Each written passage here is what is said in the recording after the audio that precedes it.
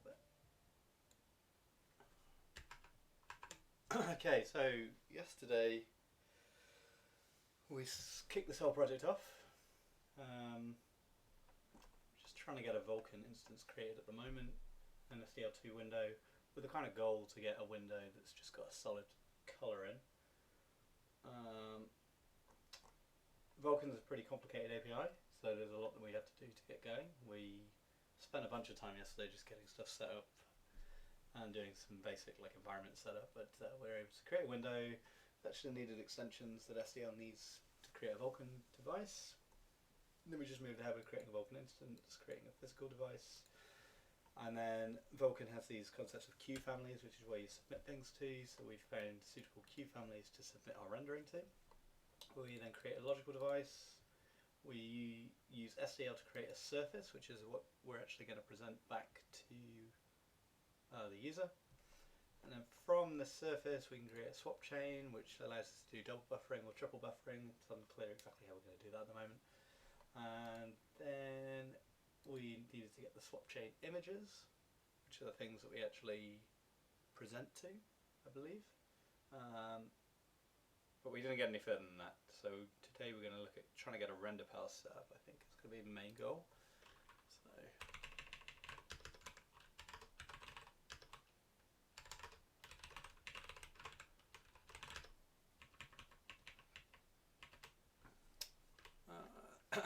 leave that open just for people on the stream to see. So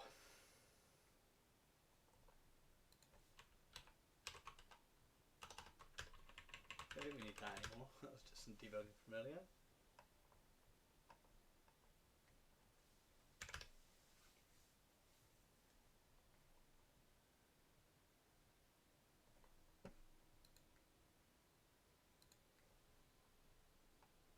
Cool.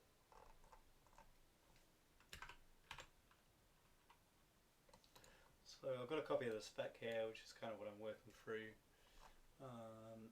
We're going to be down into render paths.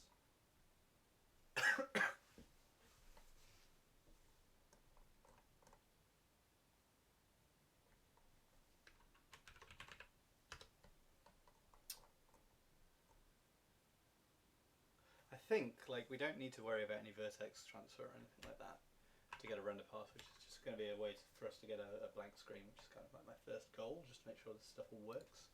So let's say render pass.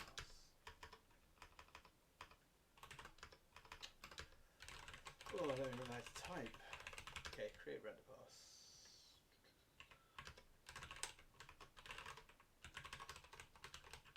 There.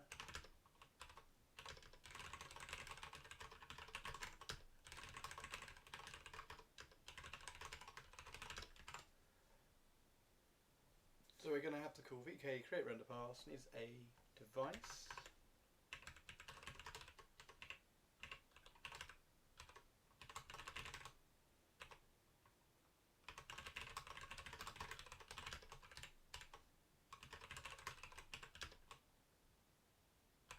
VK device.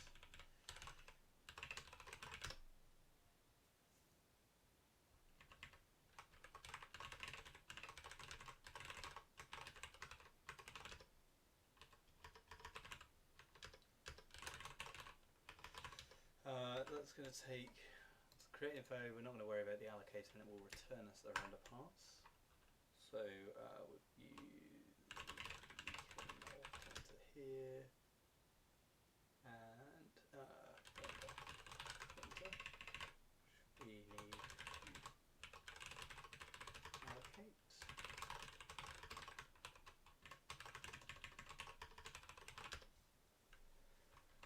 And then at the end of that, peek into that pointer to actually get our render pass.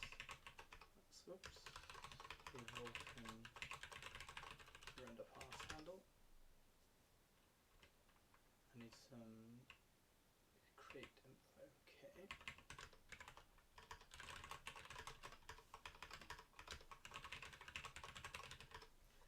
I think that's new VK data.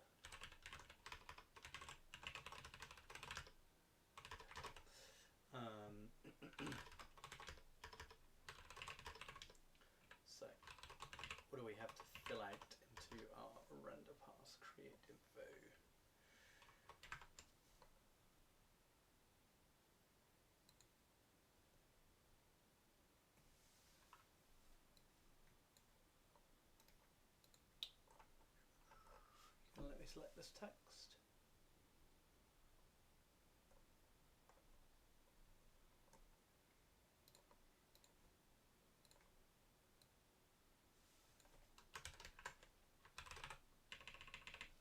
Alright, normal dense we've been doing yesterday's pretty much more of the same today. Got to set S type. S type is this, must be set to that.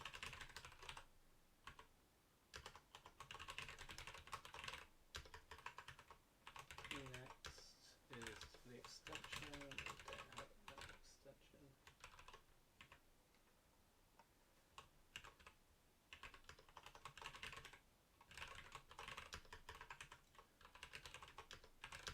You got any flags? Must be 0.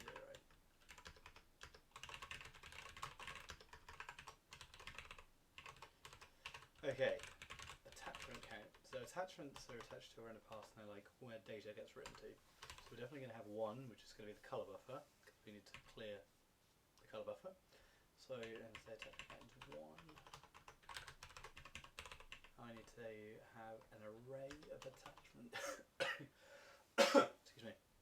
An array of attachment descriptions.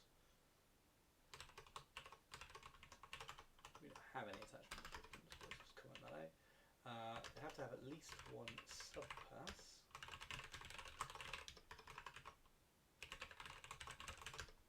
So let's supply one of those.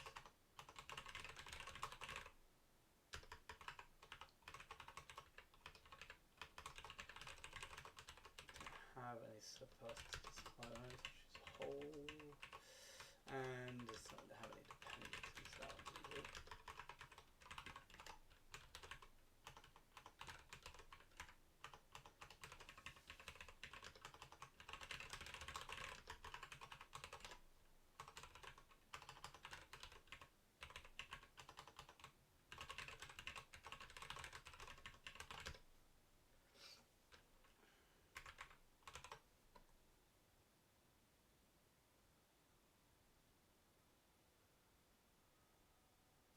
Doesn't have S type. Yeah, it does. Everything has S type.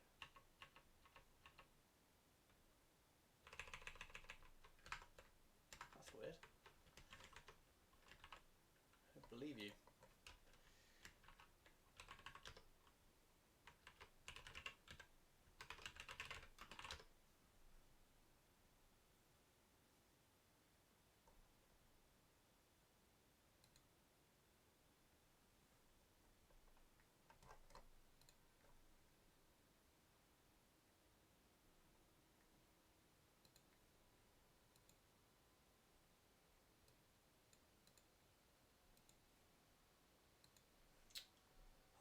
Okay, right, VK, render pass create info. Oh, it's not in this file. Of course not.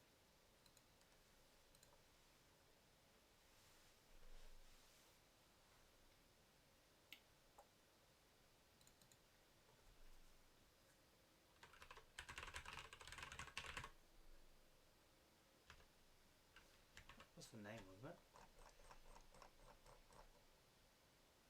Render pass create info. Okay. I don't know why I couldn't find that before.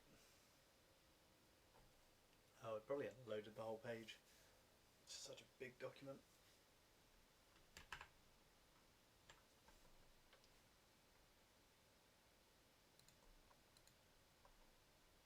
Ah, okay. So what it's saying is a pointer containing render pass create info doesn't have that, which is correct. But as it is a weird, unsafe pointer thing, I still don't really understand.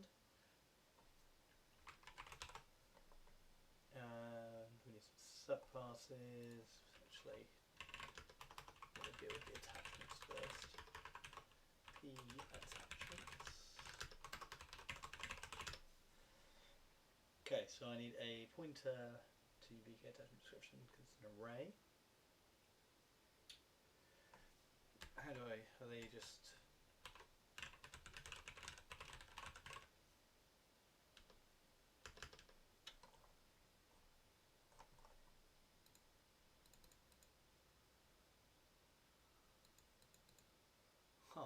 This thing kills my browser. Too big. Field is array. What the heck is that?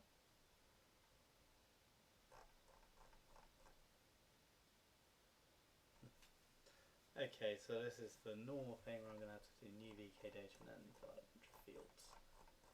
Fine.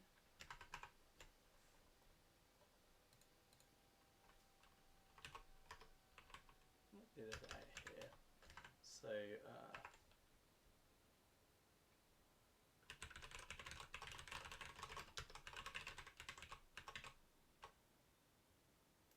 oh, thanks. I'm glad you enjoyed 24 days. Maybe there'll be 24 days of streams this year. We'll see how this goes. That could be good fun.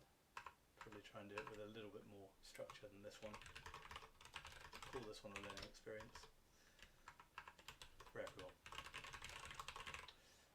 Okay, so I've got to write all of these guys into an attachment description.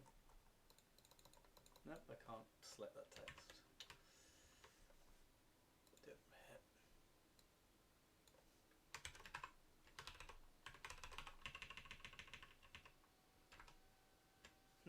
Shocking, there's no S-type here.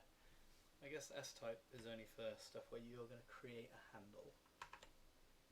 I guess that's pretty reasonable. Flags.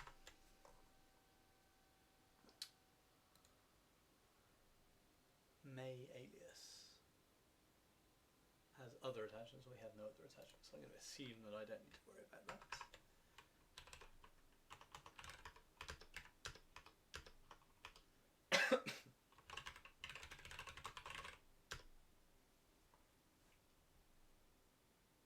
Yep, let me put the microphone up.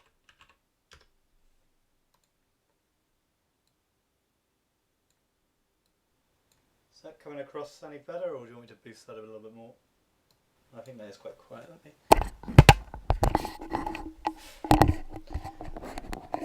How about that?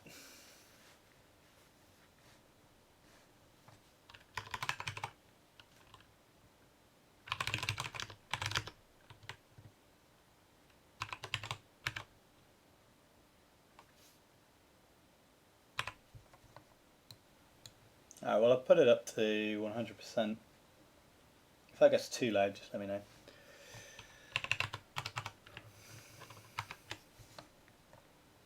Format of the imagery that will be used for this attachment. I'm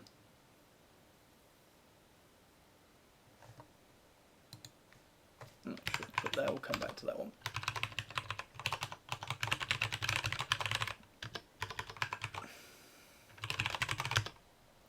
I believe samples is for multi-sampling. Yeah. Wow. 64 samples per pixel, that's crazy. If that is actually multi-sampling, that's a lot. No, I guess it's 8 times, isn't it? Let's do VK sample count 1 bit for now.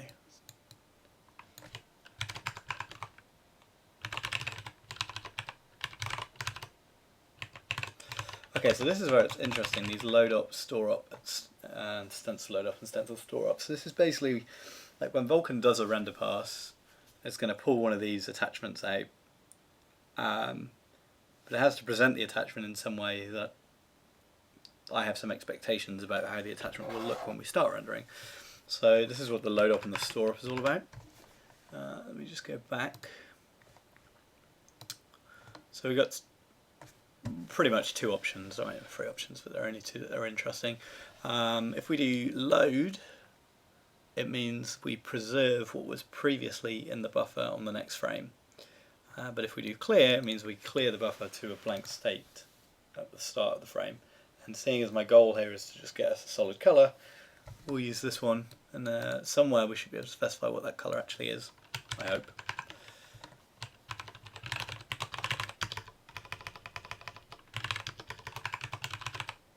Oops. So that's going to be the load up. So when I load this buffer in any render pass iteration, I want to use clear. Likewise, when I actually finish the render pass, we have to specify what to do with the buffer, and we obviously want to retain what's there, so I'm going to use store.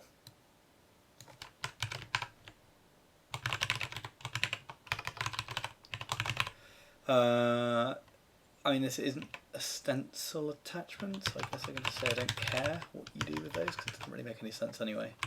So, stencil load op. So there's this other one which is don't care, which is basically tell the graphics card that it can do whatever it wants and just be as efficient as possible, so don't care.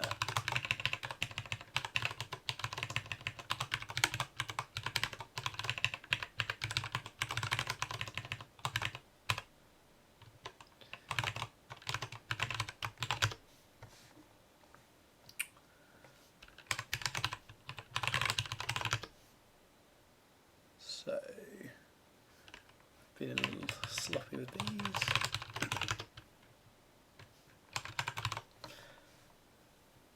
Yeah.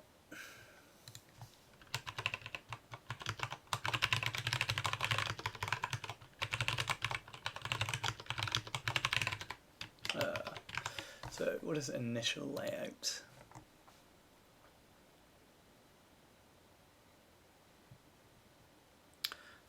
The layout, the attachment image subresource will be in when a render pass begins. What it will be transitioned to when it ends. Okay, what's an image layout?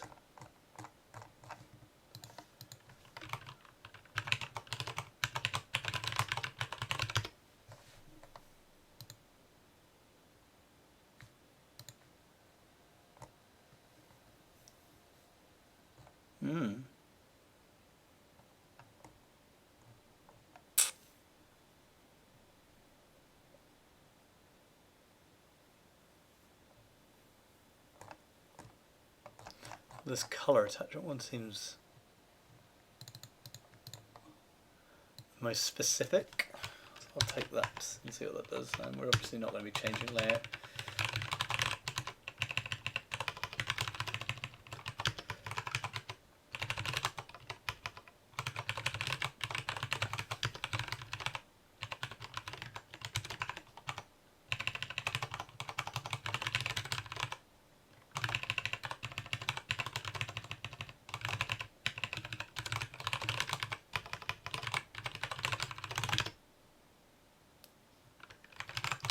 Okay, so the only one we're stuck on is what format we need to use, and I don't really know what we do here, so I'm going to pop over to the Vulkan tutorial, which is roughly what we're following at the moment. Okay.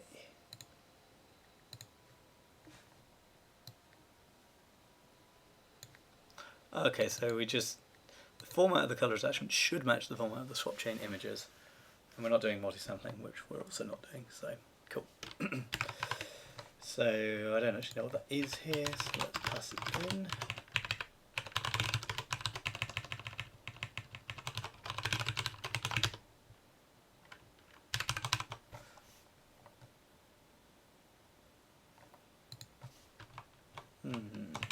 Do I have it here?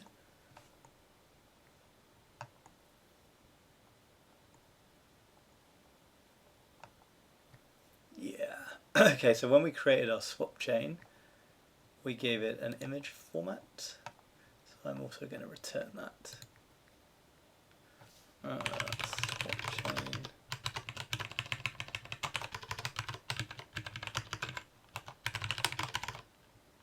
chain.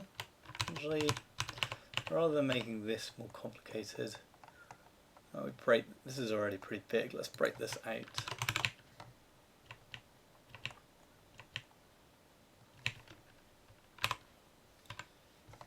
Put it up here.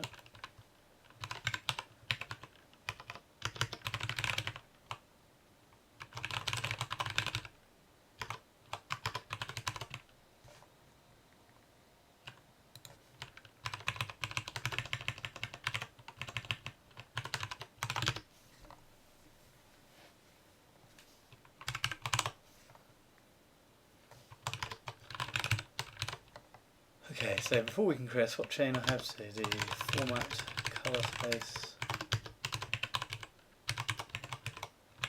Determine swap chain format.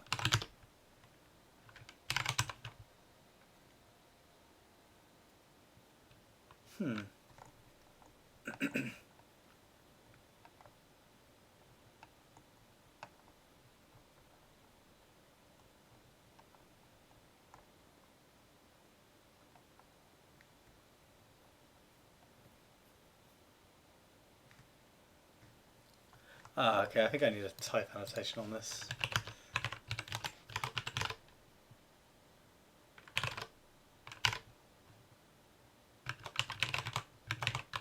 Oh, it expected. Okay, maybe that's something else actually.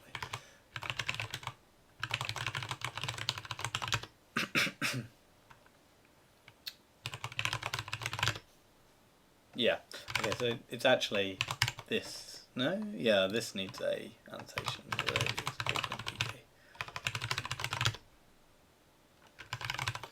So, to define surface formats, I need a physical device.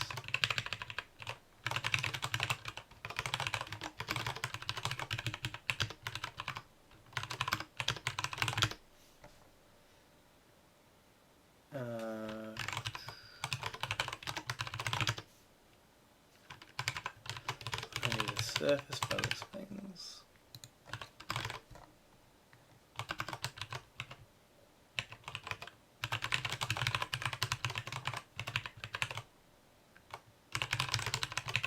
That's actually an STL video Vulkan VK surface.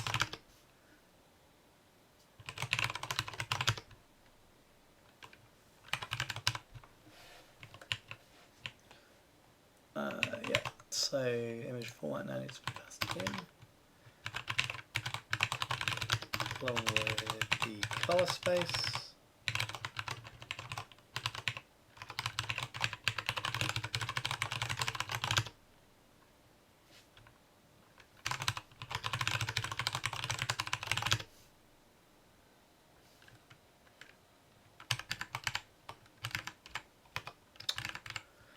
That's good enough. Right. Oh, okay, we haven't put anything here.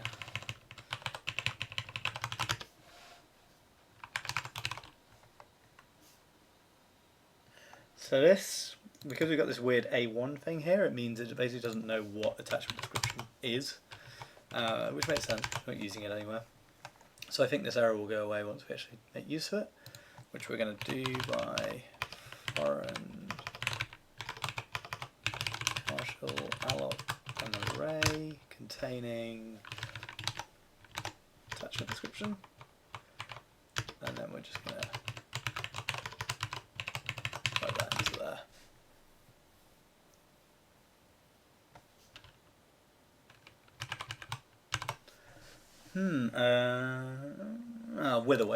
With array. Basically means take this Haskell array, shove it into some other memory and give me the pointer to it, which I can then use to write here. So 657 says you didn't give me any subclasses, which is going to be the same thing. Oops. So we're going to have an array of subclasses.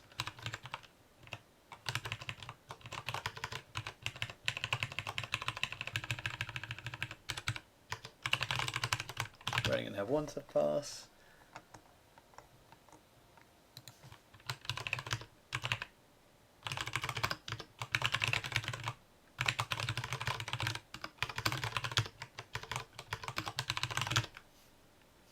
What goes into a subpass then?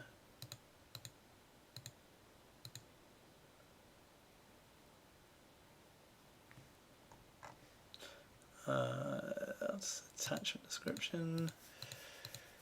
Oh, there we go.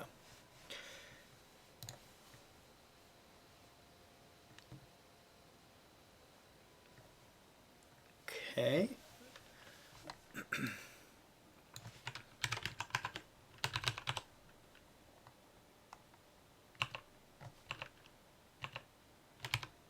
That's very weird, I didn't paste him properly.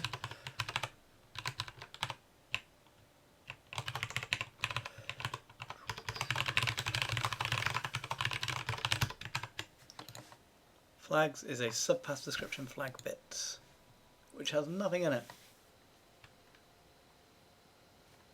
They're all for extensions. I'm not using any extensions. Pipeline bind heat. Currently, only graphics for subpaths are supported, even though there's an enumeration of 2 options. A little confusing.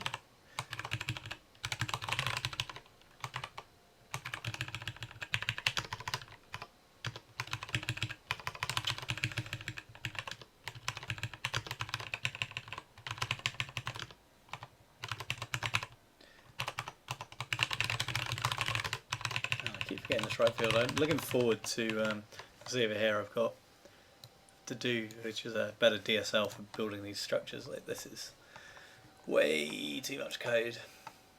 We can make this cleaner. In particular, I noticed that we keep doing right field everywhere and we keep doing pointer everywhere, so there's 2 things we can factor out. Anyway, we'll get to that later. I don't want to get distracted.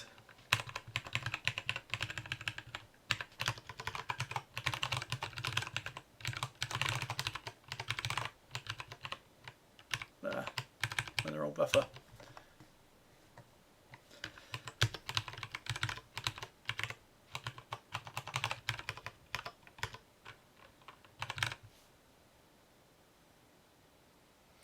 So there was a question there. What happens to fields that I forget to initialize?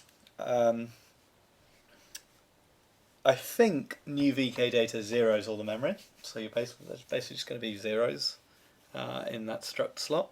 There is also, kind of related to this DSL for building structs, the Vulkan API library has a...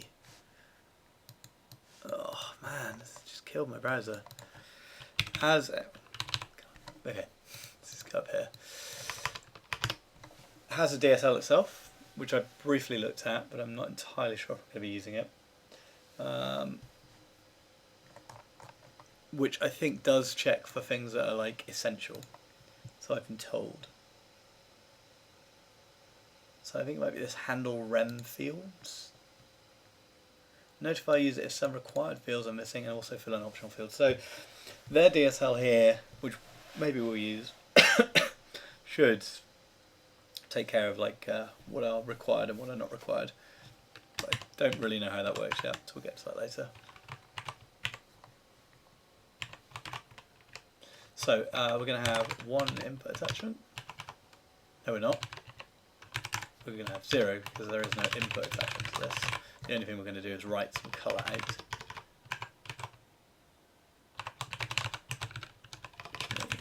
P input attachments is just a pointer. Okay, so this is the important one. Colour attachments.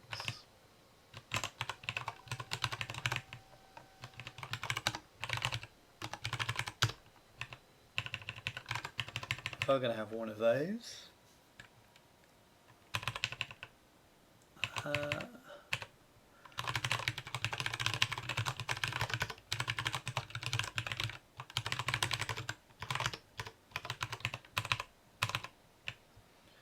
And now we go back to this.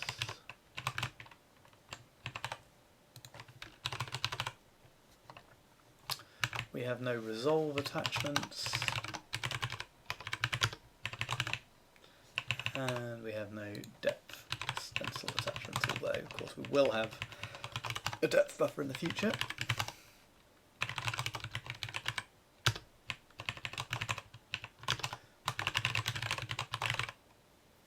Will I use 3 monads? Probably not. I think the DSL is probably just going to be expressible with just a state monad. Because really all we're doing here, I mean, it's not even a state monad actually, it's just a reader monad. So like this whole new VK data thing takes this pointer thing as like a environment variable for the context of this computation, and then just keeps doing things to that pointer over and over again. So I think like my rough idea is it would be something along the lines of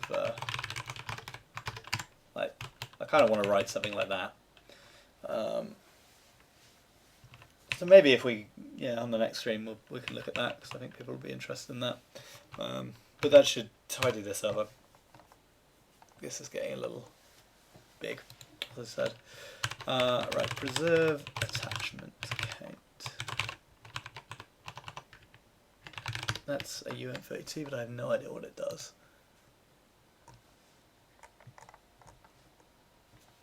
The number of preserved attachments, unsurprisingly, but I don't know what preserved attachments are. The attachments that are not used by a subpass but whose contents must be preserved through a subpass.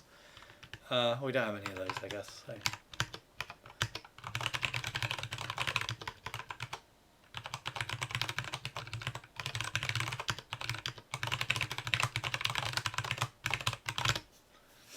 Okay, now we've got to get that color attachment reference.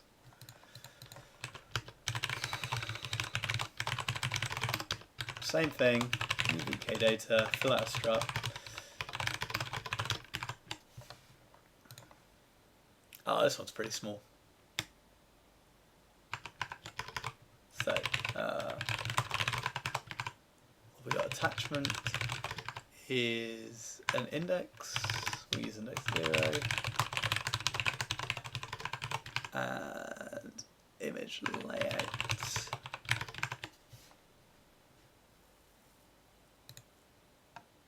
Well, that's. I kind of feel like we already specified this once. I mean, we did specify this once, but.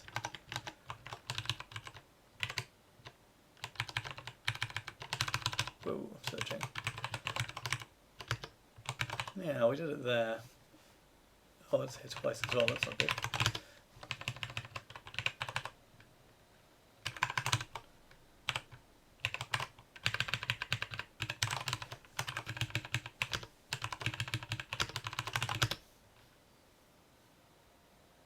Why Haskell? Oh, so I've been writing Haskell professionally for about 5 or 6 years.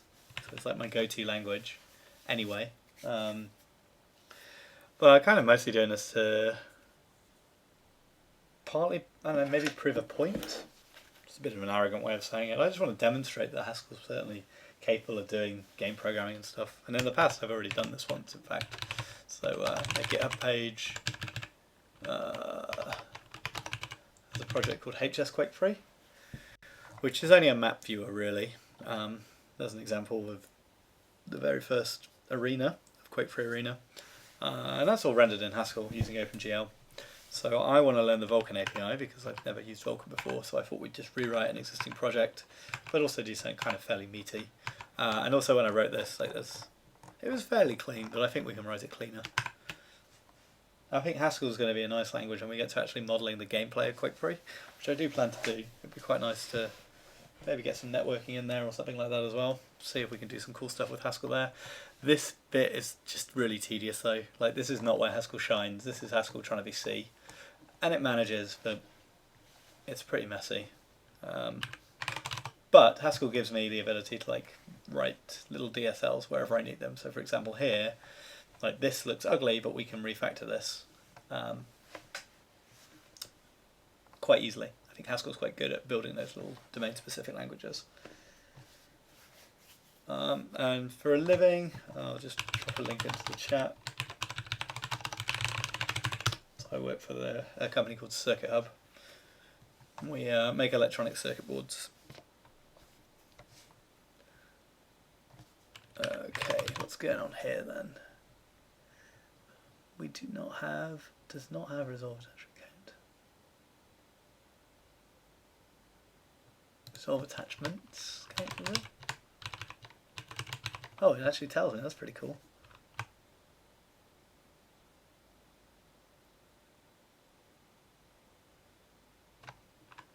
There's no count thing here. That seems suspicious.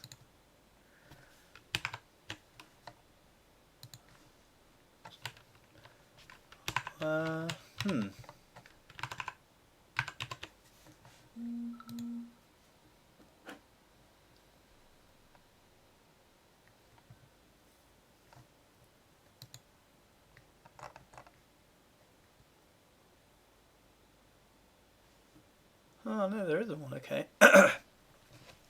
P resolve attachments is null on an array of color attachment count VK attachment. list which of the render pass attachments resolve to at the end of the subpass.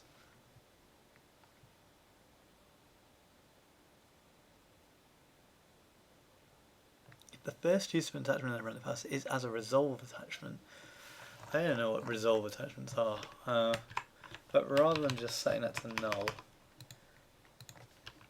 let's come back to that later.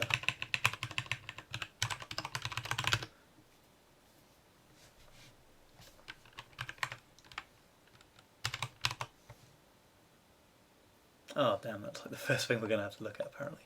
Okay, over to the tutorial. Let's try and work this guy out.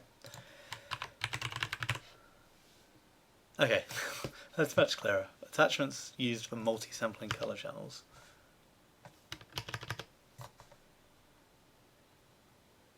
So it looks like they don't actually, they just use all the default values. So I think we are okay just setting that to a null pointer.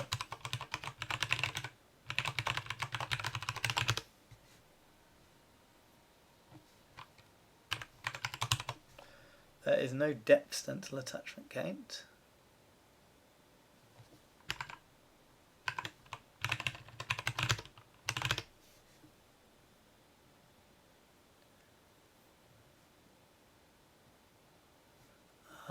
It looks like it only has one, which makes sense. I don't know what it would mean to read from multiple depth buffers.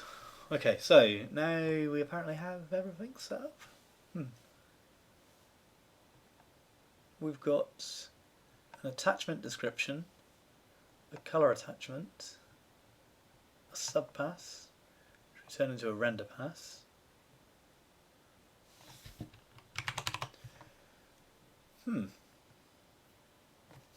I thought there was more to it than that, but apparently not.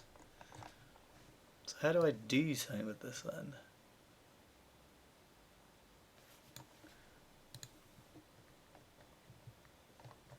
We can now combine all illustration objects to create the graphics pipeline. Good.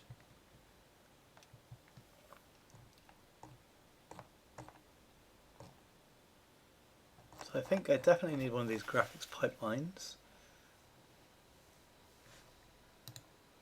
I'm going to need a frame buffer. Let's create the frame buffer next. I'm kind of jumping around, but there's no need to do it in any particular order, I don't think.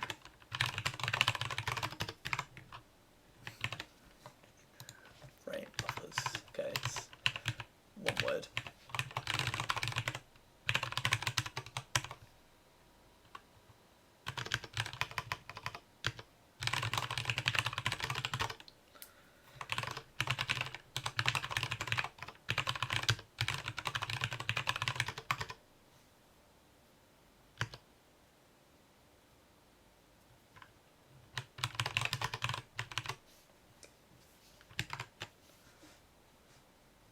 And so create VK equals handle rem fields at the end, setting option fields and get compile time error. Yeah.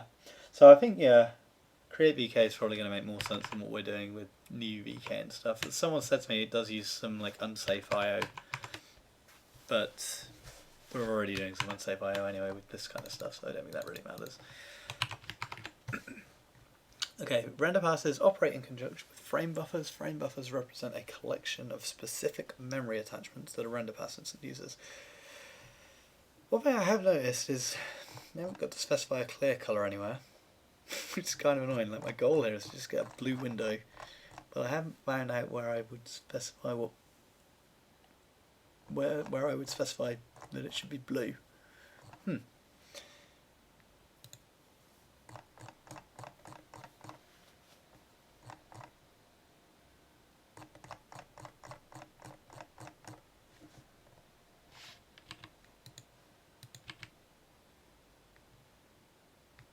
Okay, so I think it's when I begin a render pass, there's these clear values. Contains clear values for each attachment if the attachment uses a load op. Cool, so we will get to that later when we look at using our render pass. So let's try VK create frame buffer.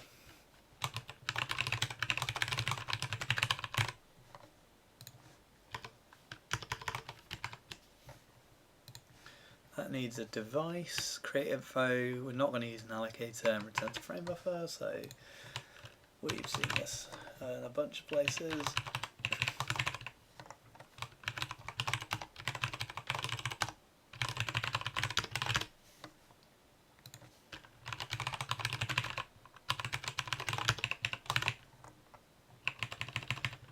Those guys seem to be common, so I'm just going to leave them there. This is VK structure type frame buffer. Don't have a dev.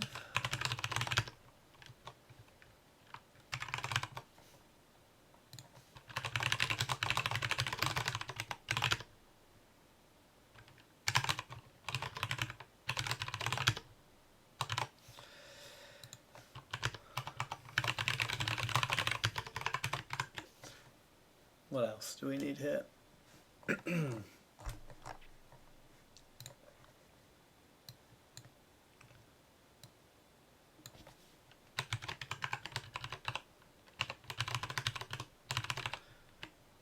Okay, so I need a render pass.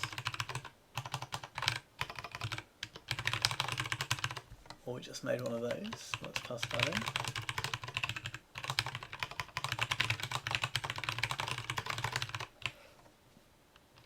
We need the attachment count again.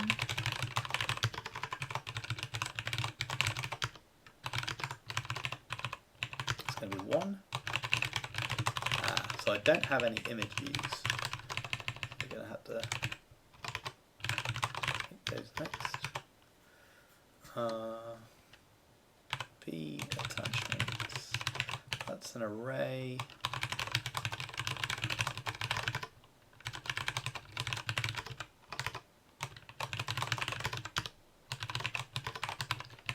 Be our color image view. It doesn't exist yet, but that's okay because I can still pass it in.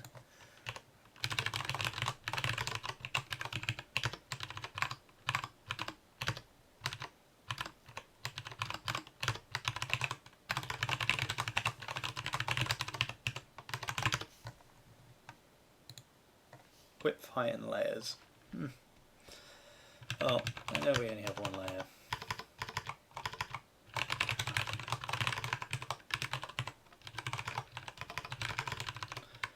The width and the height, it'd be nice not to hard code this, duplicate information, so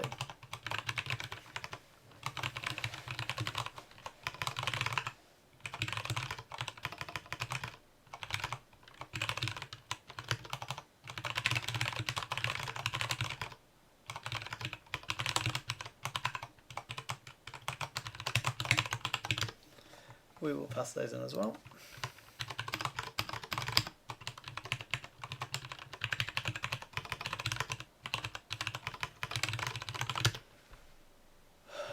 Okay, so need a render pass, the color image view doesn't exist, and the width and height don't currently exist.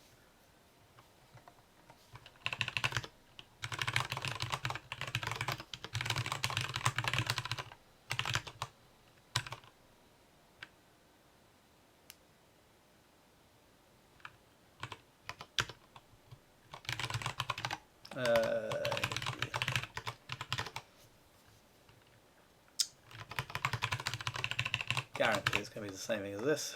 Let's just start with this again. This also suggests that maybe I should try and factor this thing out.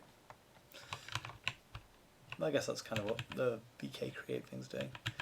Create image view. Okay, so how do I get image views?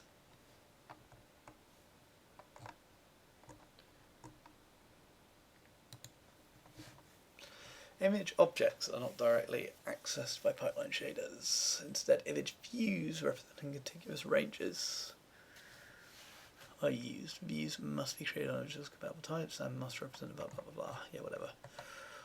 Cool. So VK. Ah, why is there no link?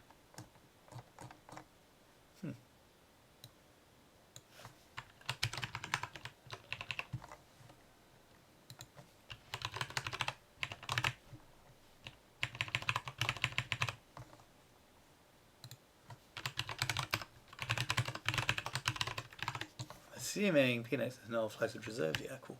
So image is a VK image, dev as well.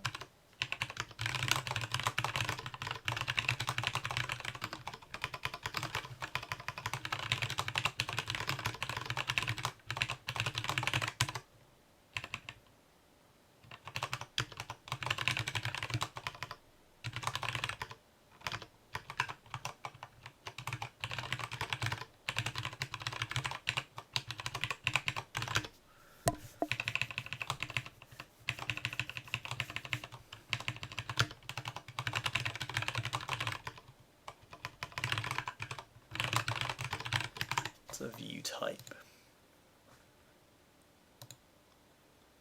That's a 2D image.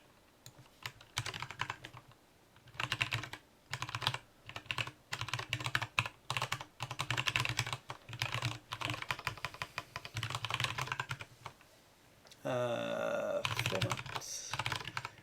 We're going to pass that in. I guess it should be the same as the format as the swap chain.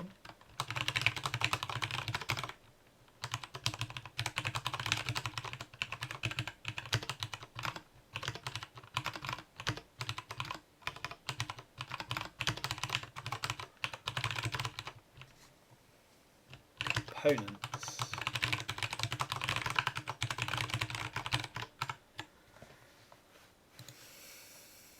Component mapping specifies a remapping of color components. Definitely have to supply it.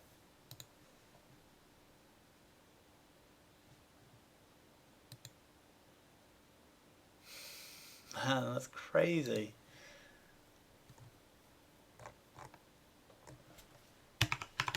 That's kind of cool, like you can render red, green, blue alpha out and then like move all of those components around.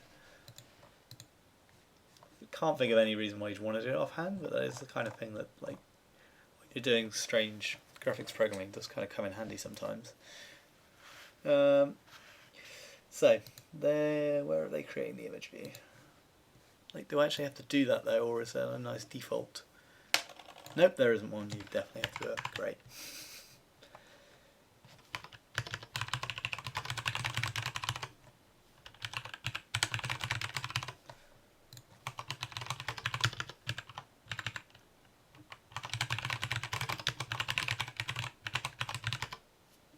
Yeah, the ray tracing stuff that NVIDIA are doing is super cool. I don't have a card that supports that obviously, but I think once it settles down I'm definitely going to grab one and then probably redo this whole project but with ray tracing, because why not? But yeah, I mean, so it's worth saying, like, I've written Quake-3 map renders and I've written Quake-3 map renderers probably about 3 times.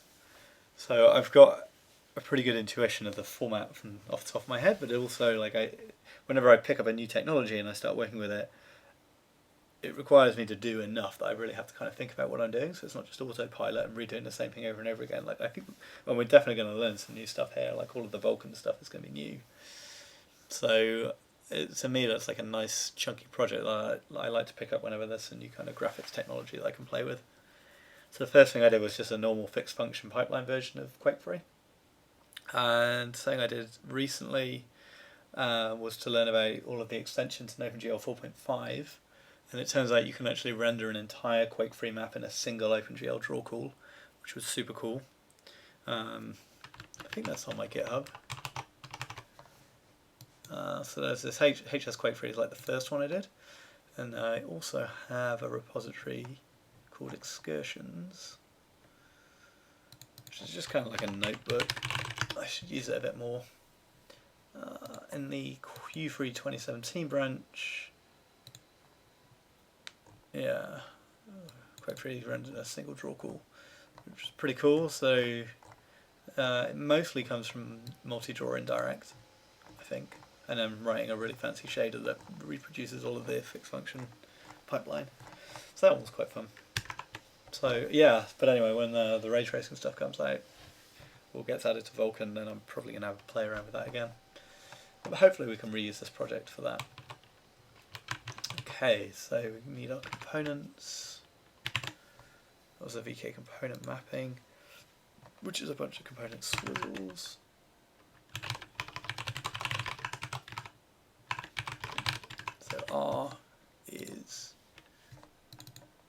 red is red. So I guess identity.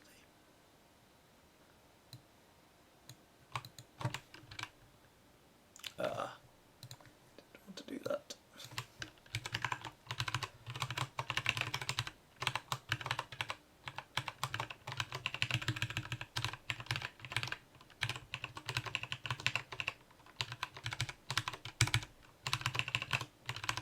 Oh my god, I can't type today.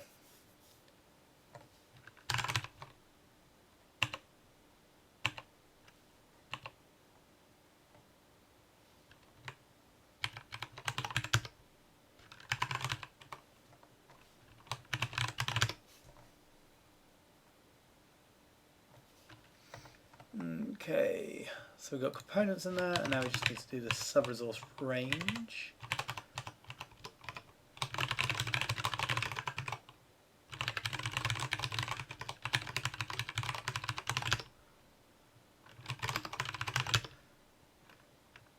I'm actually just going to quickly get a commit. We'll come back to it in a second. Just realised we've written a lot of code and it would suck to lose that. Okay, so create image view needs a device, an image, but I have images.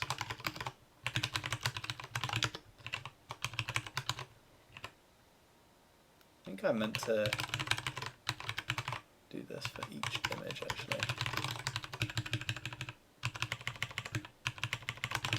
Basically a swap chain consists of multiple images, one image for every layer of the swap chain.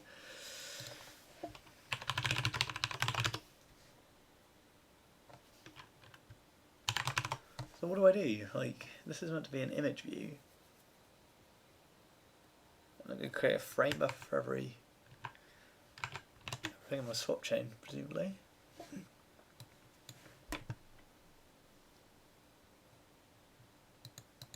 Creates an image view for every image in a swap chain, so we can use its color targets.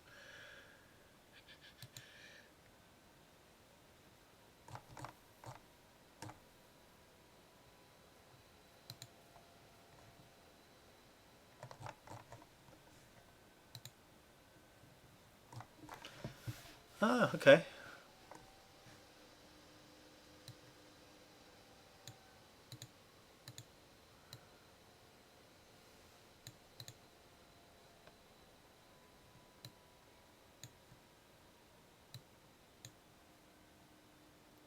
We have to create a frame buffer for all of the images in the swap chain and use the one that corresponds to the retrieved image at drawing time.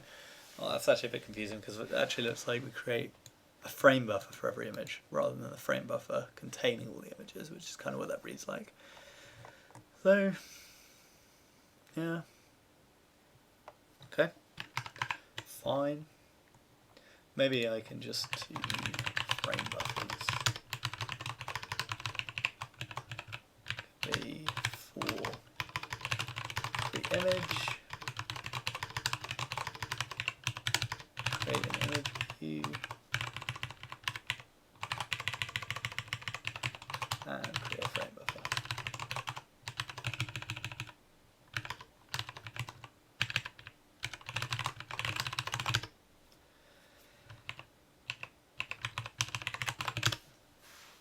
Okay, so I need width and height.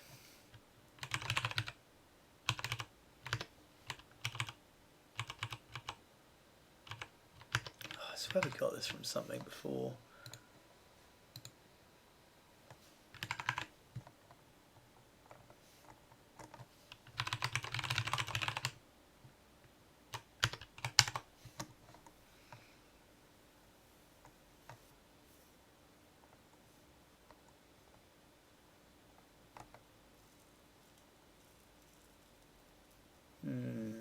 Was it this current extent thing? Might have been that.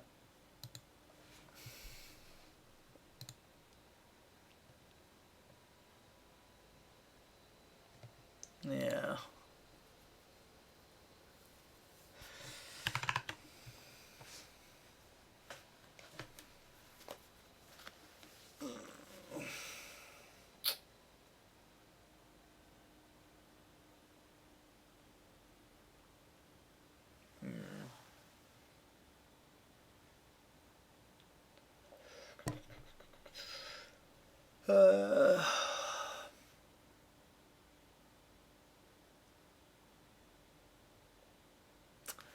Trying to work out where I want to store this information.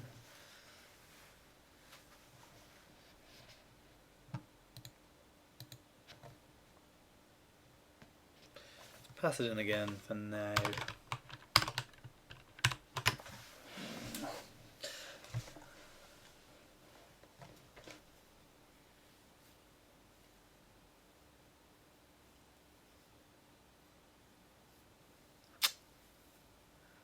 So what I'm thinking is like we could break this out into our main call, or like factor this out into a function that just gives us back the surface capabilities. I could pass surface capabilities into here, and it could read the extent out. Don't know why I'm not happy with that. Doesn't feel quite right.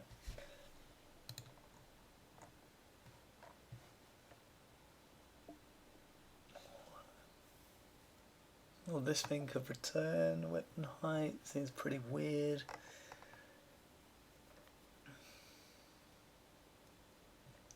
Ah, screw it. Let's do that. For now,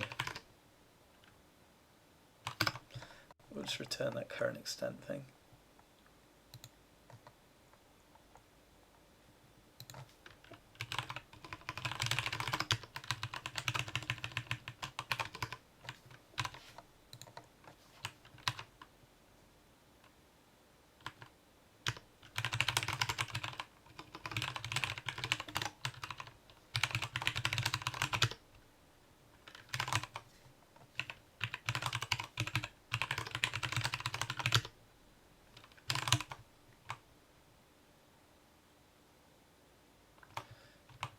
What does that need? Nothing.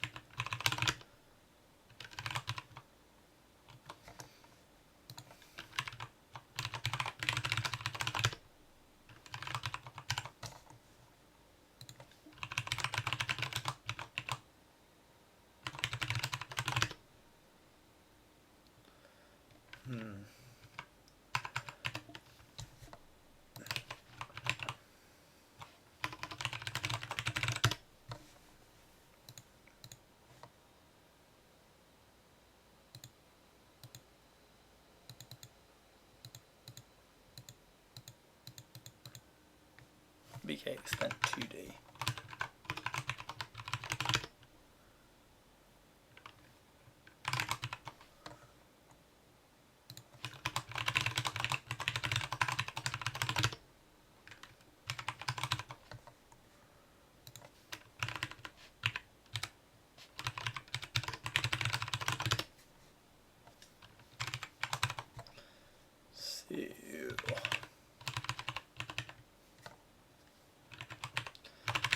Read width from extent.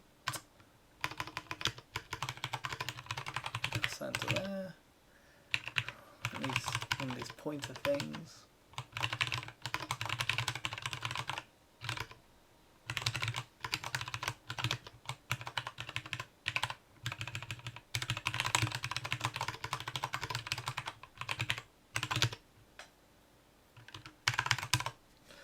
So I just need the sub-resource range now.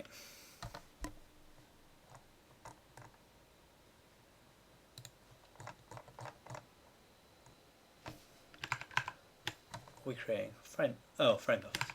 Yeah? No, image view.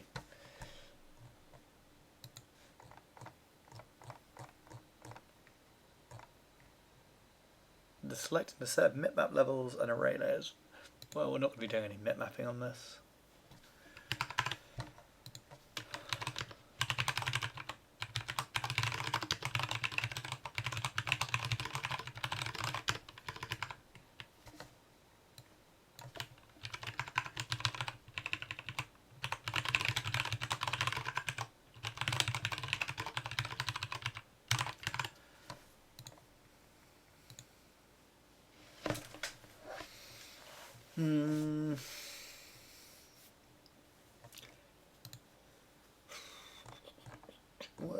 Where's that gone?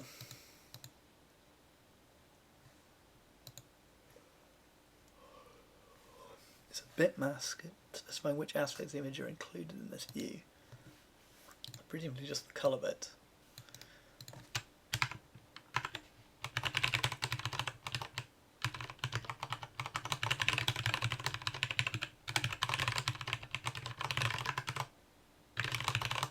Base map level. Why is that back not working properly? The first map level accessible to the view, and the number of map levels starting from base map level.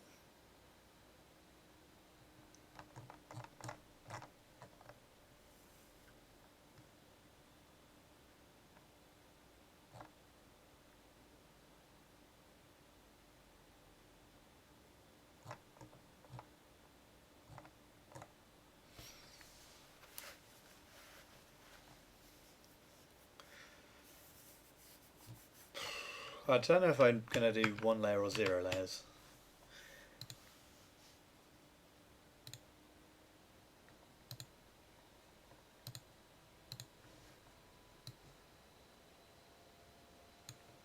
AD base map 0, 1 level. Okay. Base map 0.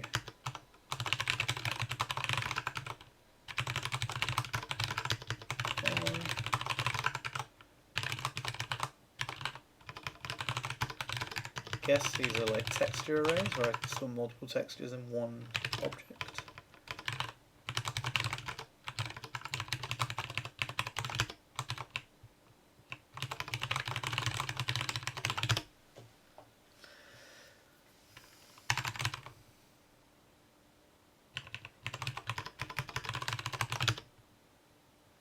Sweet.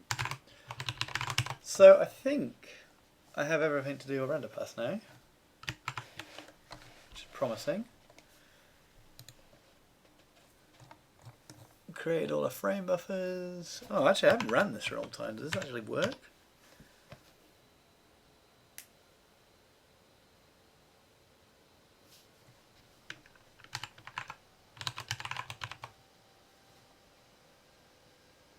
I think it does.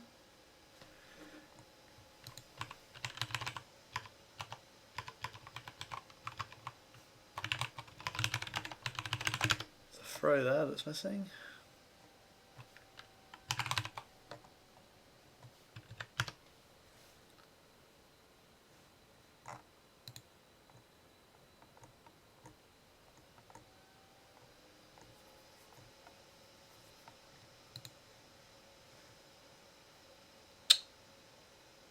Cool. 783.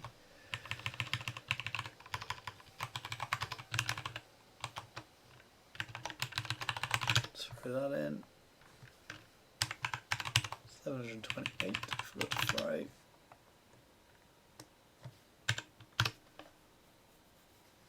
And this should be fine. We're not doing anything too crazy here. It's just if we lost track of information, but kind of the reason I've wrote all of these to be pretty small functions is so we don't have many variables in scope. So it's quite hard to use the wrong thing because there will only be one variable in scope. So it seems fine. Could do just a bit more basic logging here.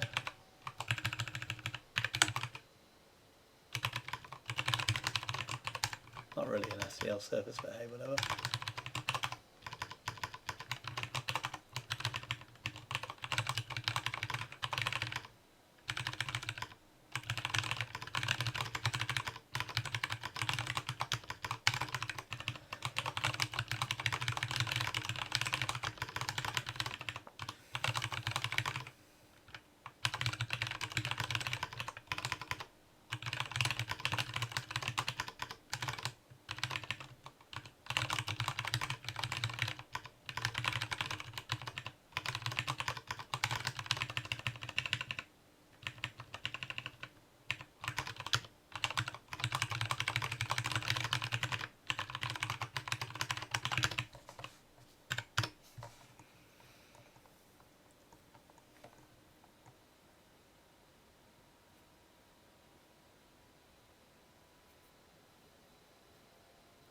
Cool.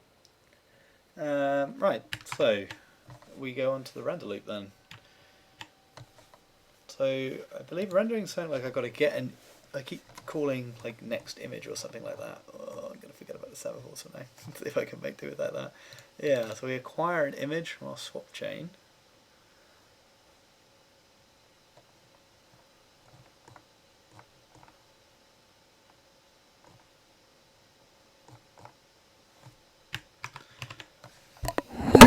Oops.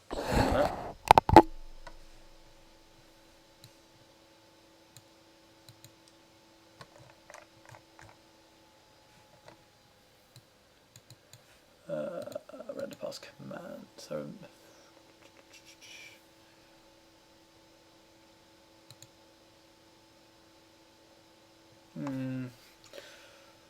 oh, that's annoying. So we've got to create a command buffer pool to create command buffers to record into them. Oh, right, wrap the stream up here, guys, and we'll carry this on probably on Thursday. Fortunately, nothing more to see yet, but we're slowly creeping the way there. Let's see.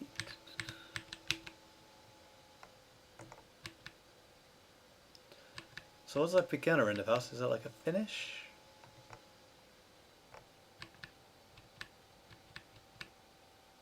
End render pass. Oh, it's tempted to carry on. It feels like we're pretty close. Yeah.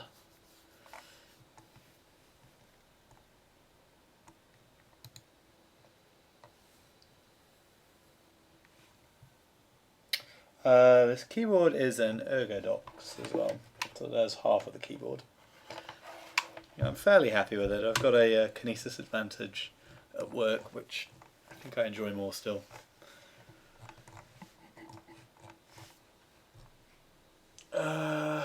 So we'd create a command pool,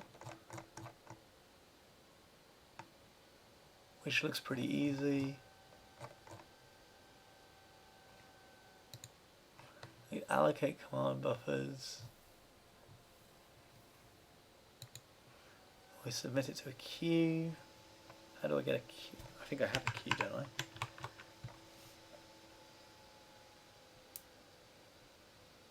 No, I don't have a queue yet.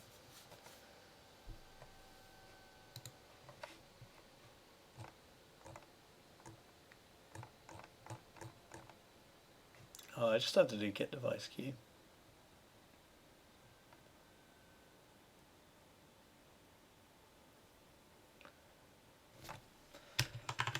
Alright, I'm gonna crack on.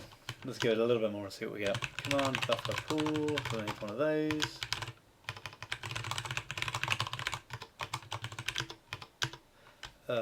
I need my command buffer.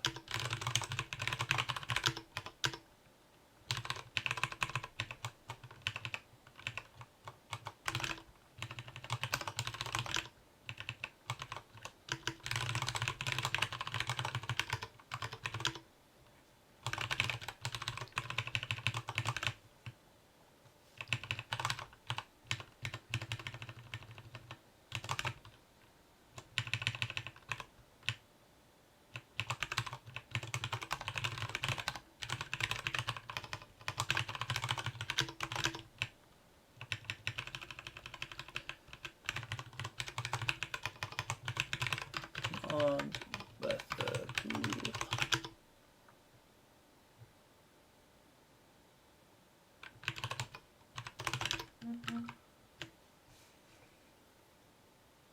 It's just a command pool, not a command buffer pool. Yeah, so the idea in Vulkan is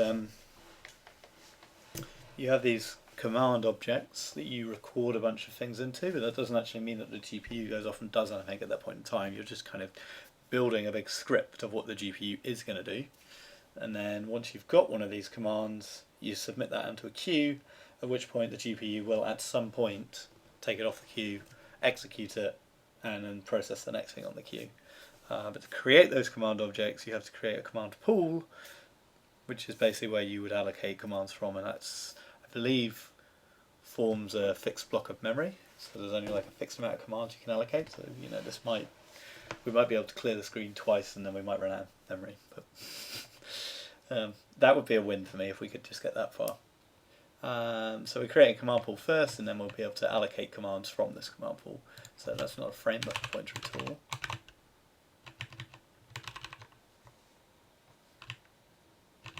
I think I've got that misnamed somewhere else as well.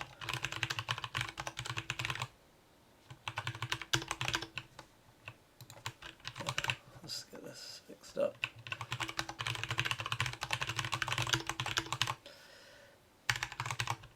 Command pool. Create a command pool. Type next flags.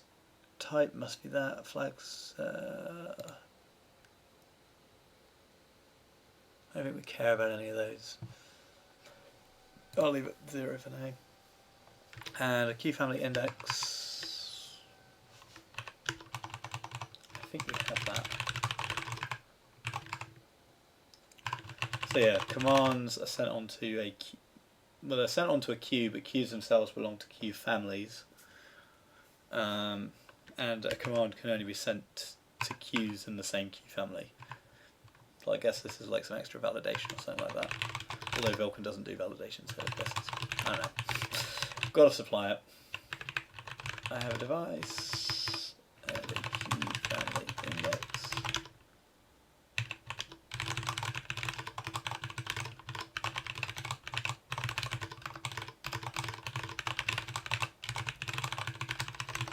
It gets me a command pool.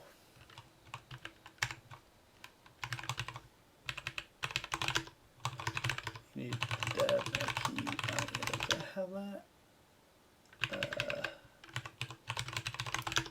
Nice.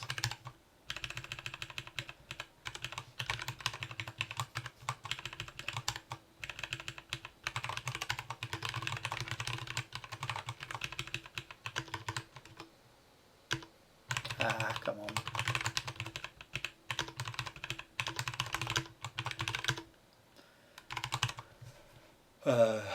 We don't create command buffers, technically we allocate command buffers. So.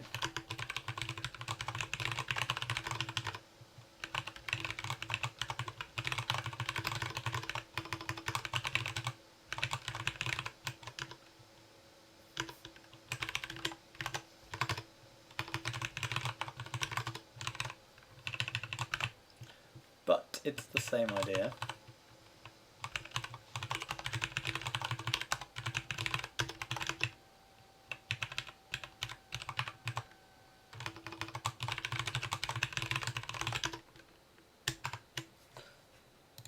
Allocate command. Oh, so that is called a command buffer. Yeah, command buffer.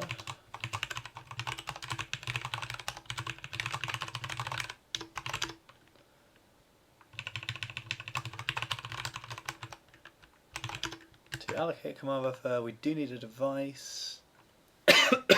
Oh. Okay, no allocator is needed on this one. Device. Alloc info.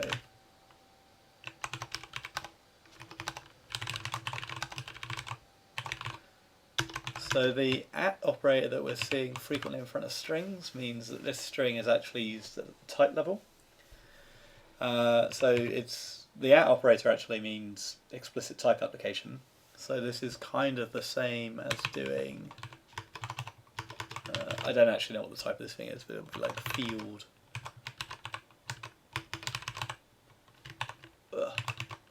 Like field S type. I don't know, whatever this Vulkan flag thing is.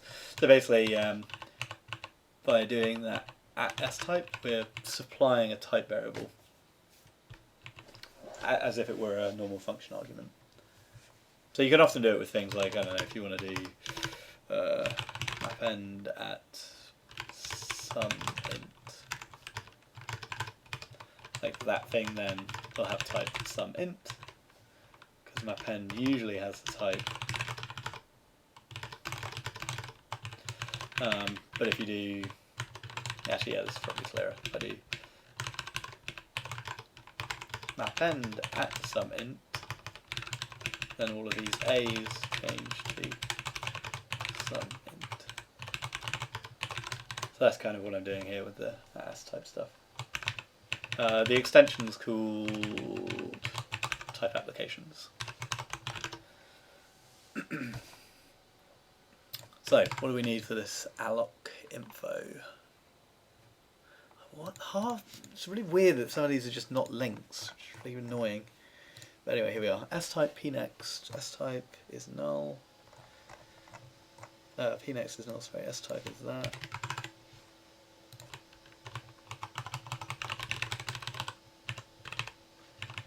Flags. There are no flags. There's a command pool, a level. Don't know what that means.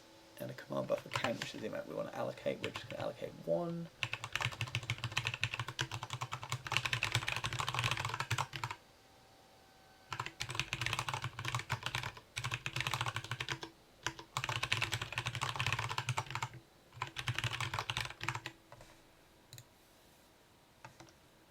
We will do a oh right, yeah, so a command buffer can reference another command buffer, but only a secondary command buffer.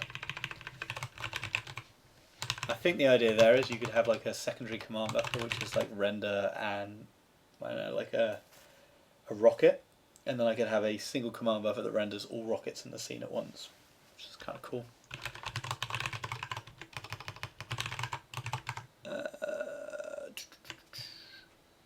So command buffer count is the last one.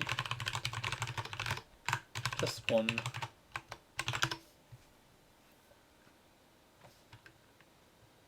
Those allocate command buffers.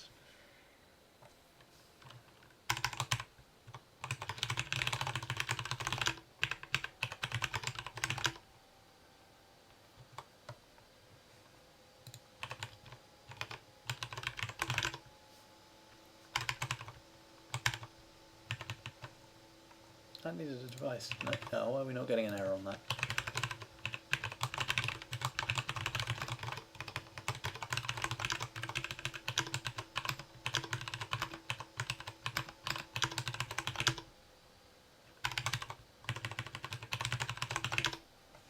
Cool. So let's log that.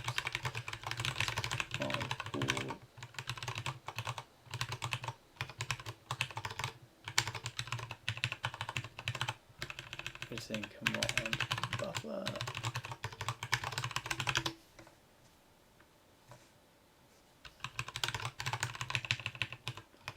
Let's use the right applicative operators.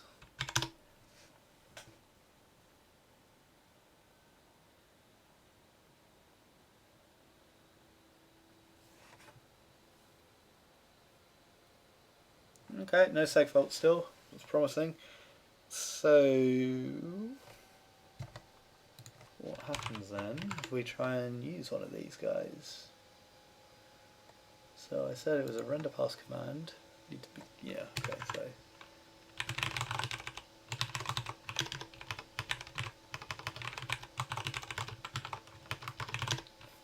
Vulkan VK CMD begin render pass.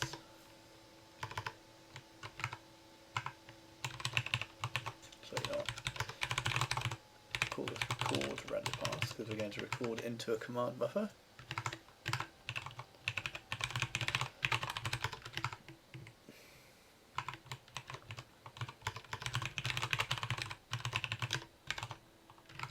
We need begin info.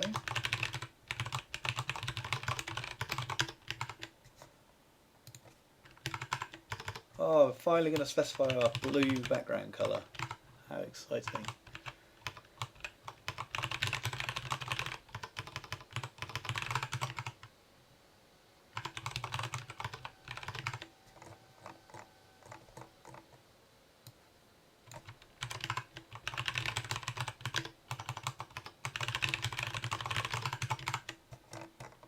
Pnext must be null.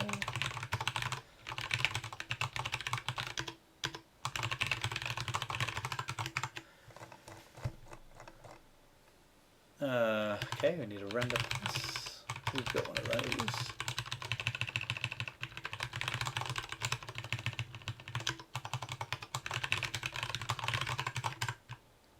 Frame buffer. we're gonna have one of those.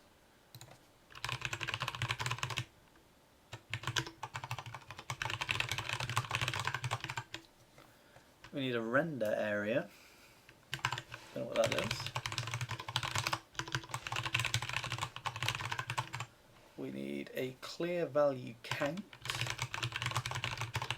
This could be 1.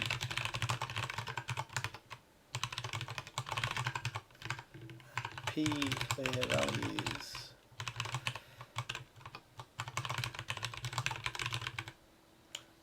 This isn't Spacemax actually. This is Doom Emacs, which is appropriate seeing as I'm like a complete id junkie. So yeah, this is I think maybe even just the stock theme. I think it is the stock theme.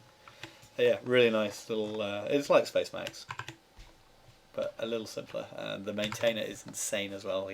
It's just like doing work on this every single day. So like, look at that. It's an Emacs thing with like almost 2,000 stars and not 700 issues, which is pretty impressive actually.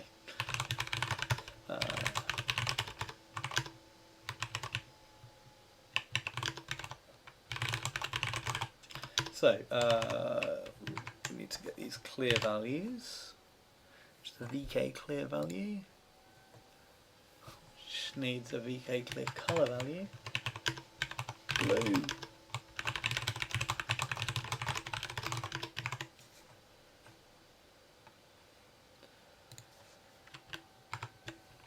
VK clear color value.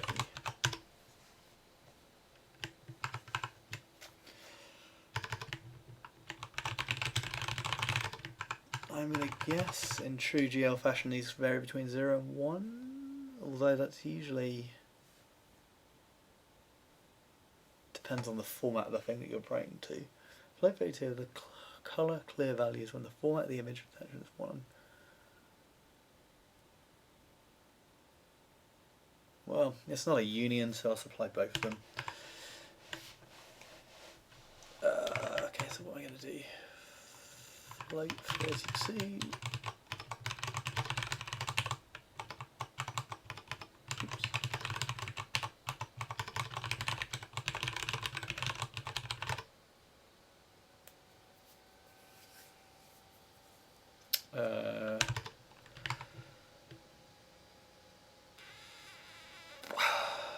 Four array elements mapped to RGBA. Good, in that order. Red, green, blue. I guess 1 for alpha. That would make sense. But I also have to do the same thing for int 32.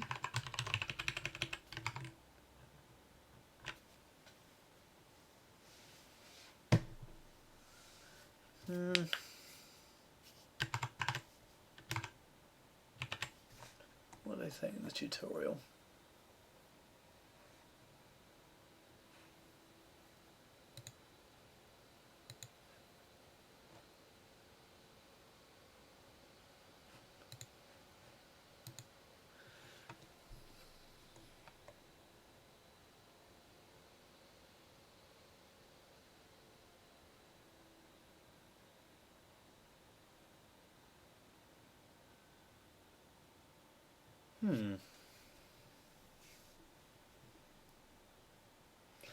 What way you can use 0?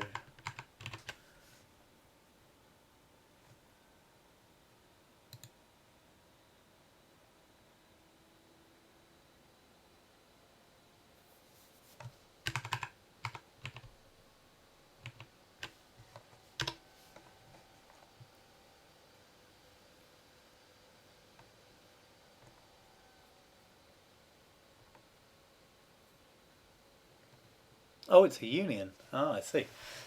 I missed that. That is pretty important.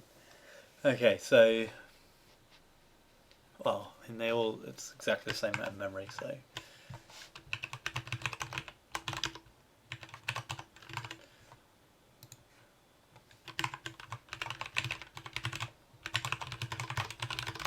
I guess the union is just there to give you a nice interface.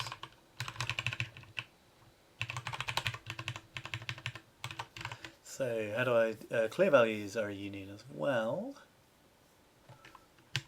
Fine, we're going to set color.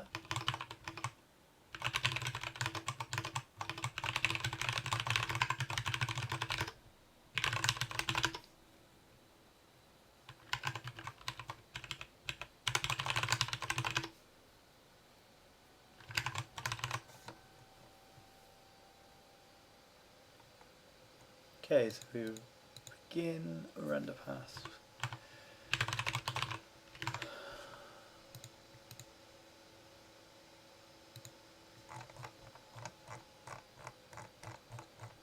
Oh my god, that's a lot to read. I'm going to hope that that works. And subpass content.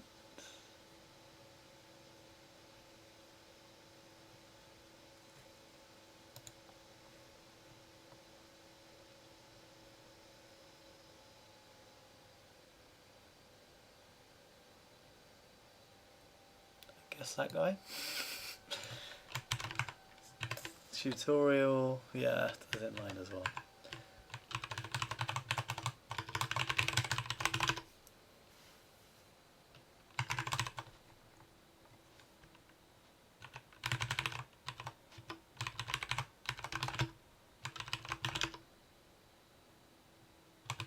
I need to command the buffer, a render pass and a frame buffer. We actually don't have a frame buffer, we have a list of list containing frame buffers, so we'll get to that later.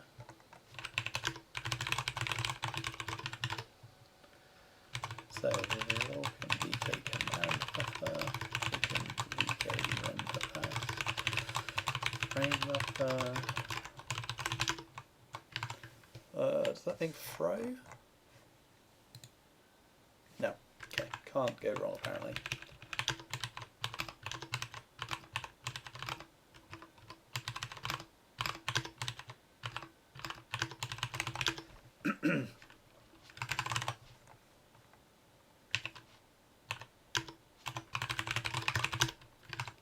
So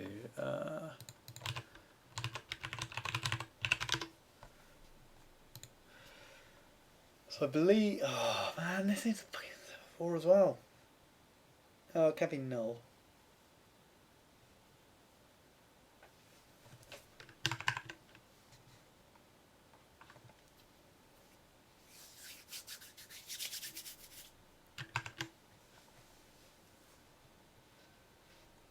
Ah, cool. Okay, this doesn't look too hard.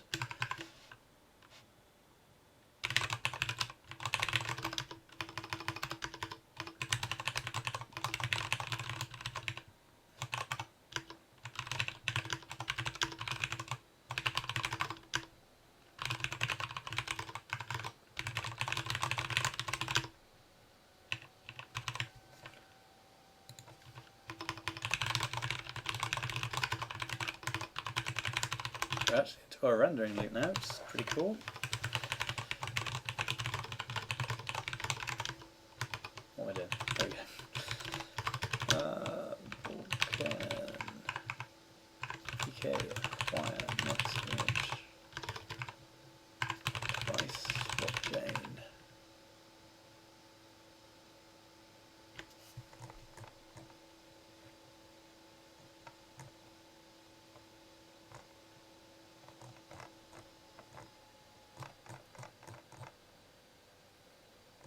Is there a way to just not, if timeout is 0 then it does not wait. We'll try that. Semaphore can be a null pointer.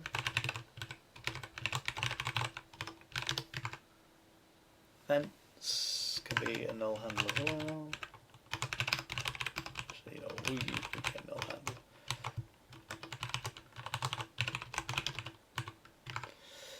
And that gives me an image index pointer.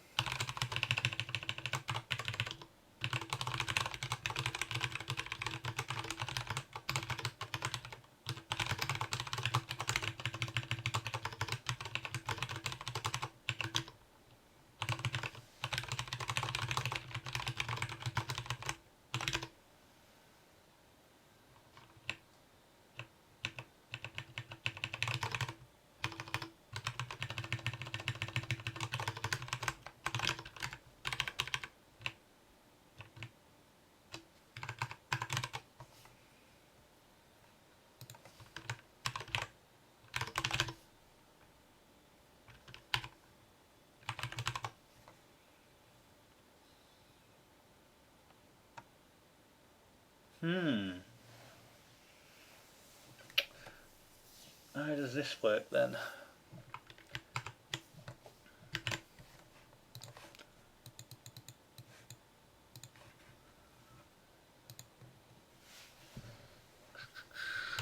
VK. Here, color value.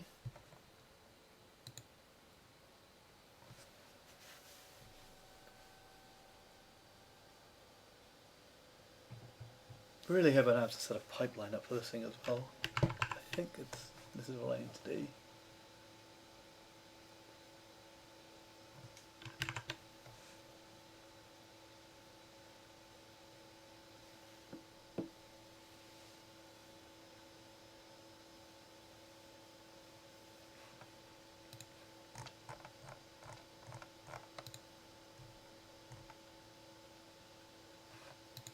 That's still loading.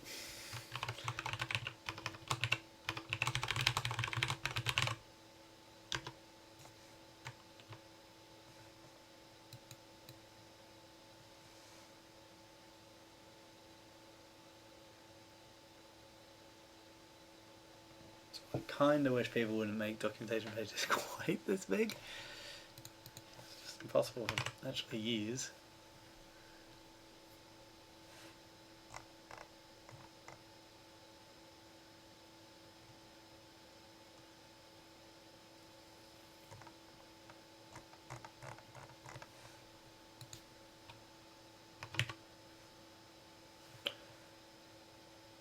Oh, well, it was there. Nope. What? Nope. We've gone again.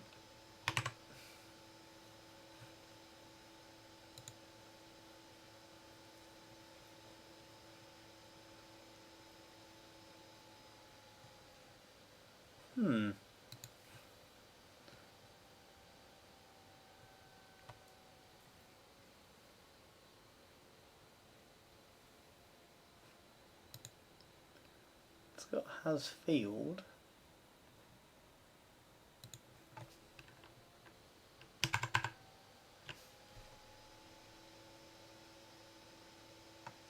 Ah, we got this A2, which makes it think it doesn't know what that is.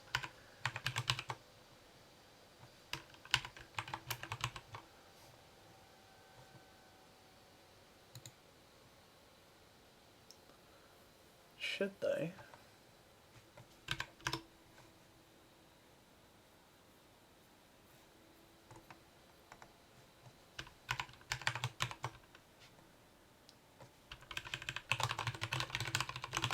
Get through a couple of other errors first and see if that improves anything.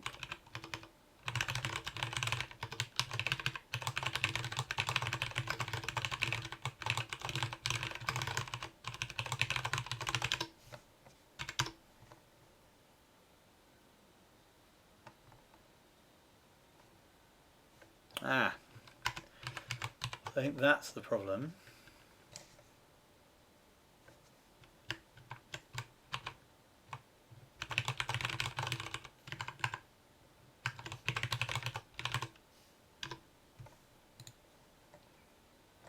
Clear values.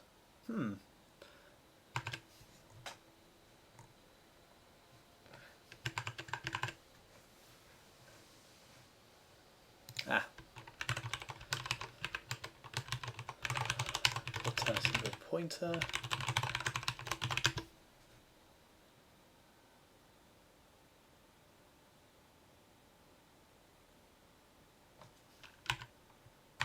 I don't know how to use the field array functions.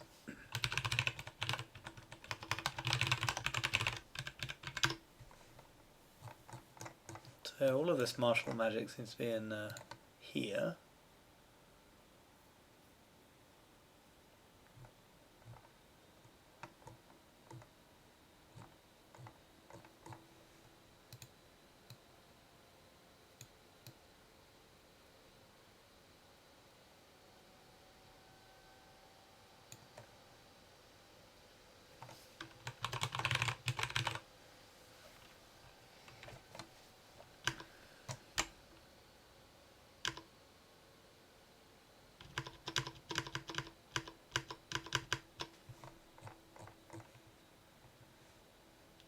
right field array, I guess. Seems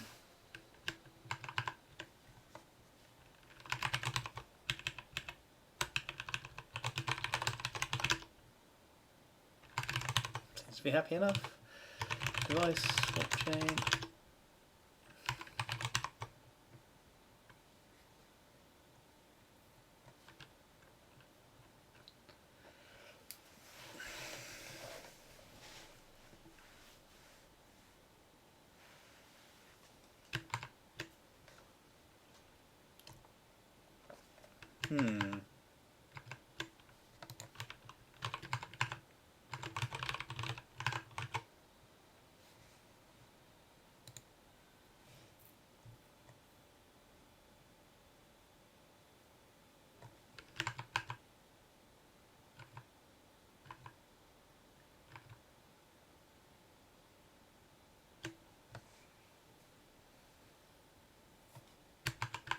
What are you complaining about here? Expected. I think it's misleading us. 962. That could be part of the problem. Maybe go around to that render area.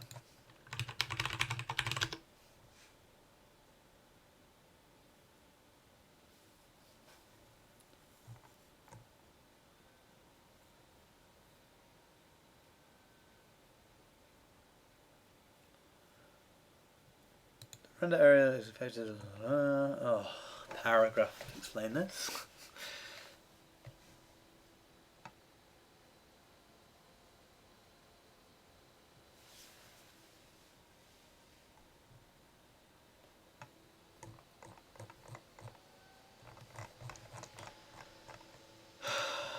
It's just a 2D rectangle. Surely it's just 0, 0 width height.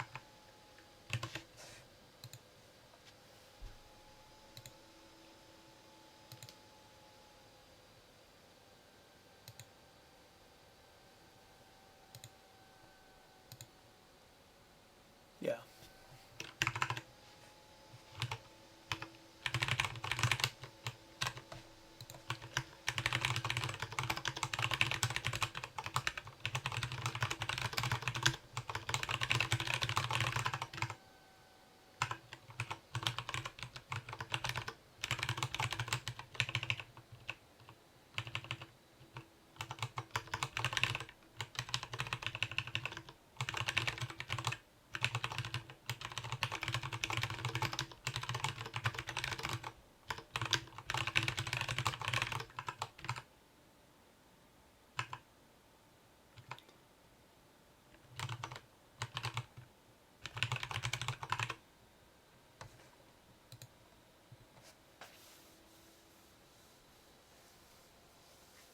Need to offset and extend.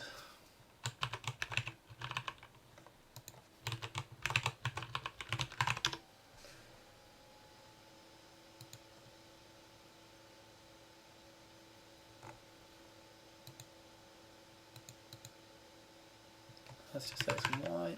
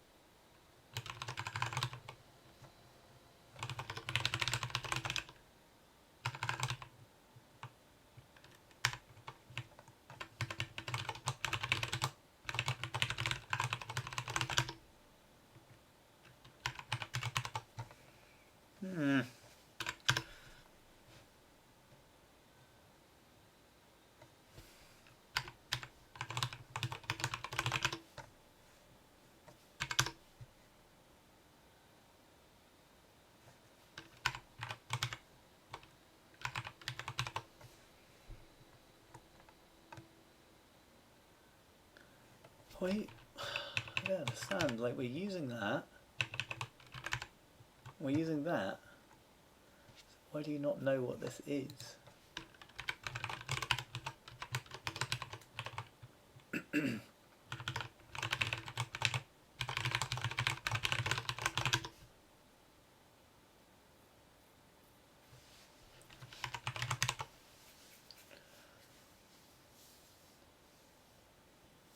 Oh, you don't know what that... What?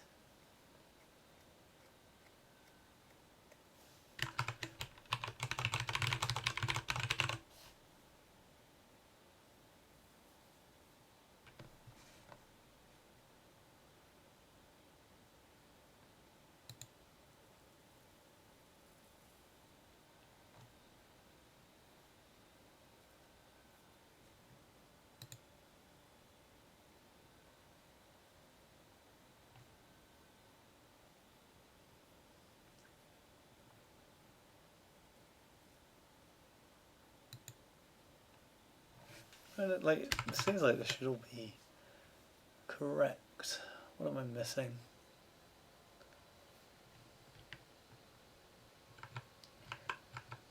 Yeah, I mean, I'm basically doing this for the challenge. As I said to some other people, I've been writing Haskell professionally for like 5 or 6 years or something, so it's pretty much my go-to language anyway.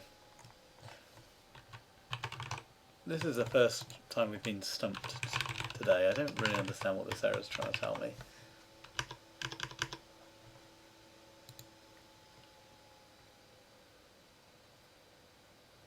Field type like 32.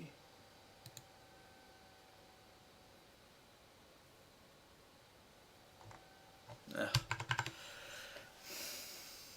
Couldn't match float with a pointer. Are you telling me you want? What? Okay. What do you want me to put there? What the fuck is that?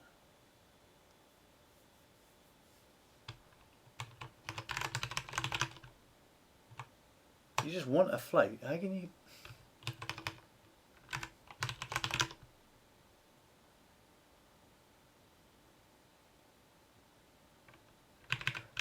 It's going to sound like that, isn't it? Oh, really? Okay, so you can't actually write an array in. You have to index into the array. Write them basically float by float. That's not too nice. Oh, fucking hell, no. What? Oh, right, I don't really need this anymore. Cannot apply expressions like T1, 2.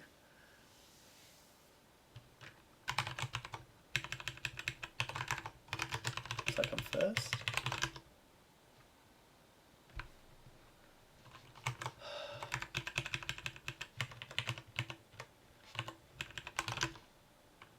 Ah, no, I see the problem. Got to put do there. Alright.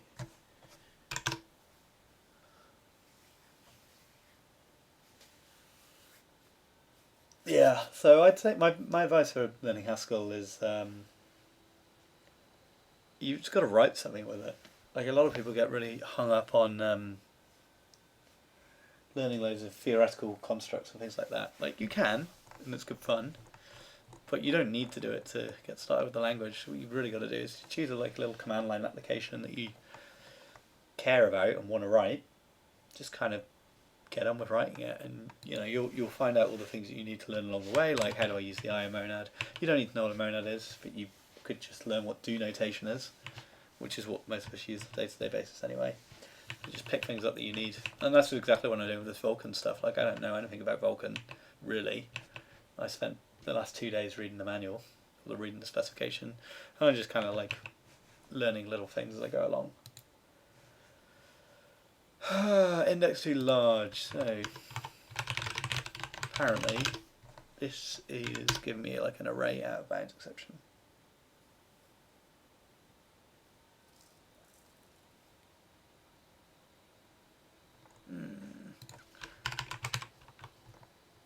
This guy froze and we're not using it.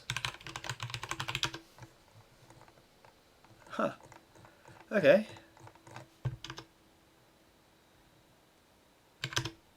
I think it is actually rendering then. Well, like, it's doing something. I guess I'm like repeatedly... Yeah, okay. We're not done yet anyway, so...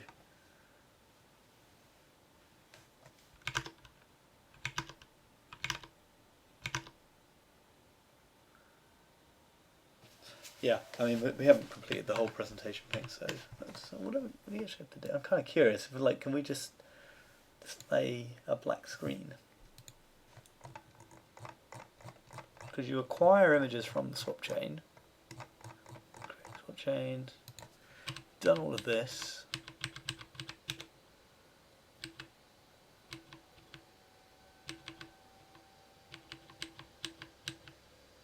Acquire next image. Surely, is there like a... Do I have to do something after acquiring the image? I guess I had to present it.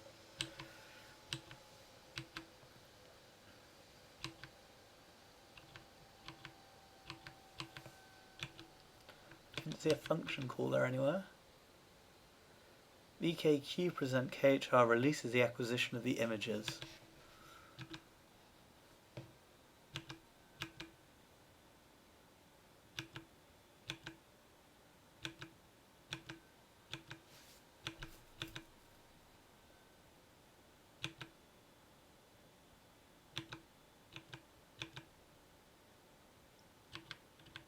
Where on earth is it? Ah, after queuing all rendering commands and transitioning the image to the correct layout to queue an image for presentation, we have to present, which takes present info.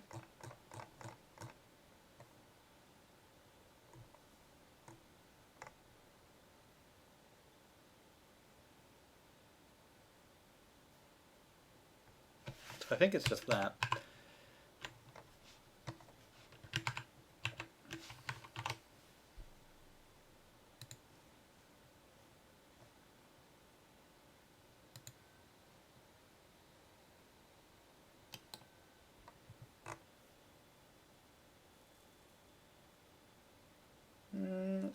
So I do type Dvorak in terms of keyboard customization, so I don't type QWERTY. My keyboard layout's Dvorak. Beyond that, there's not. I mean, yeah, it's like a Ergodox keyboard split in two, which I guess is pretty weird for some people. But I don't really have like a custom layout or anything like that, like beyond Dvorak. So why am I using Cabal and Nix rather than Stackage? So I actually really like Cabal New Build. So like, this is Cabal New Run. I've actually never really used Stack. I have used it a little bit, but like Cabal I think is a perfectly useful tool. And the Nix stuff, this whole operating system is running Nixos, so it kind of makes sense to integrate with the package manager. Like our Nix expression, which gives us a development environment, is a pretty simple one. So all we're doing is building Vulkan API. I am building a fork of SDL2 at the moment because we've got a pull request up that we haven't released yet. And then I'm just getting a GHC environment and also giving myself access to the Vulkan loader.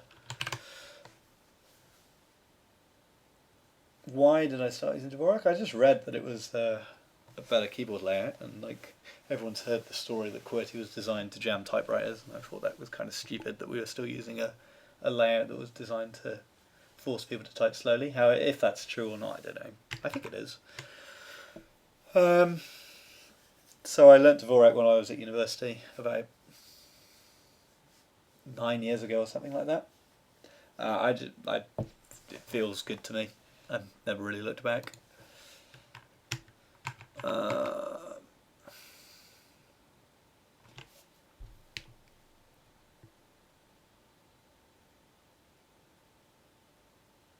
Okay, I'm just going to see if we can get this presenting thing to work, and I'm probably going to wrap the stream up there. I think we've got a bit more that we have to do to get the render pass to work, unfortunately, so we can have a look at that tomorrow. So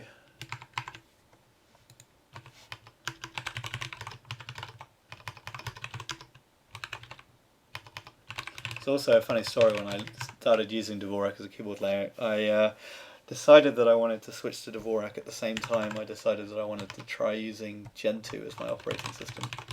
So I was in stage 3 of a Gentoo installation with a keyboard, and I like forced myself to do everything in Dvorak. So I did a Gentoo stage 3 installation in Dvorak, and it was, I would not recommend doing that. That was a very slow installation of Genti. What am I doing?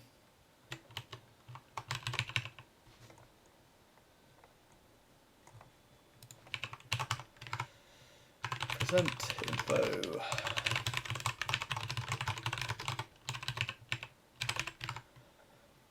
Actually, we're not creating anything here, are we? What am I doing?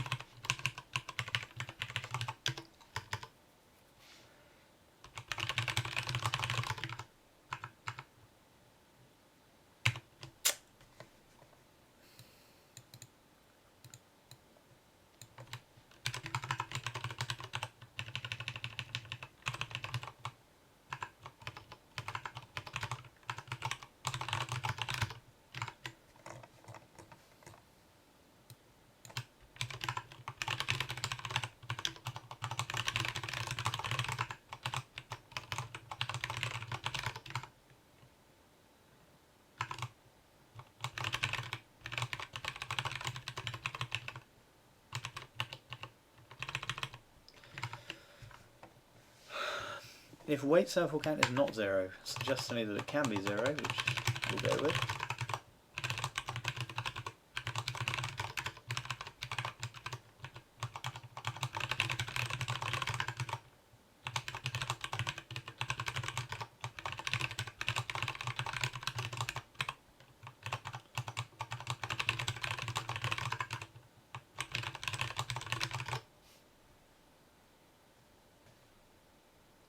Yeah, so someone's just said that they find Nix difficult to use because it lacks documentation and they have to read the source code a lot. And I would 100% agree. It's a shame, like there is a lot of documentation that's been written for Nix. I just think we didn't manage to write the right documentation. So like the stuff that people are actually trying to do, there is no documentation for. And a lot of the stuff that they maybe don't care about so much, there is documentation for. It's really difficult. Writing documentation is hard. Like getting it right and actually writing what people care about rather than what you kind of want to tell them about, it's a hard problem. A given swap chain must not appear in this list more than once, so we only have one swap chain. So.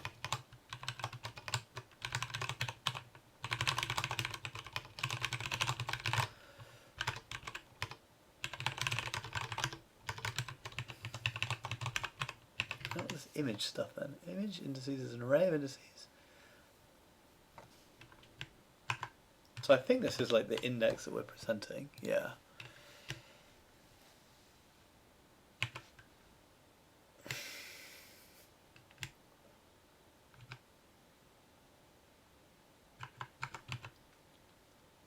Yeah, we're not using these results either.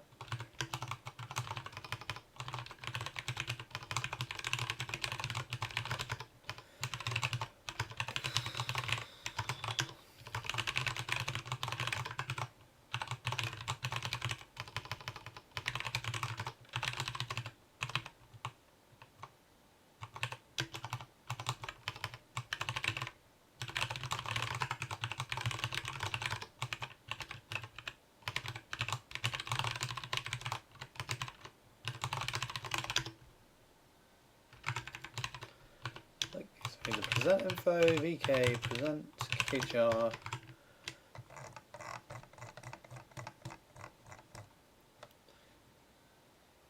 q present.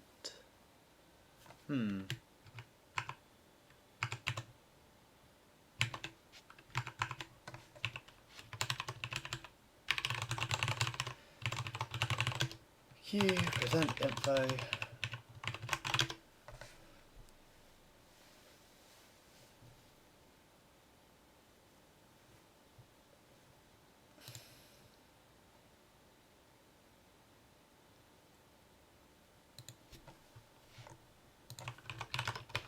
Just got a comment that apparently the codec I'm using isn't a great choice. So if anyone knows what a good codec for Twitch is, let me know.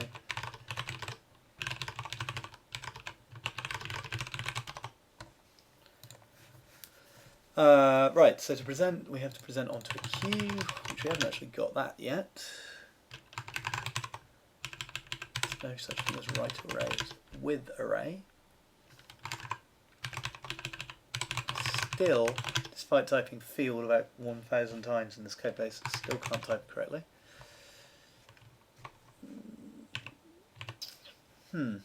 So here I've forgotten to do structure. Okay, we've seen that before.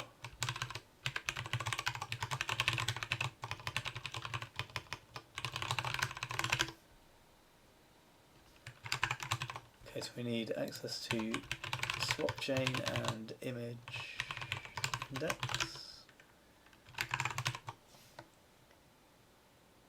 Present info KHR has p swap chains.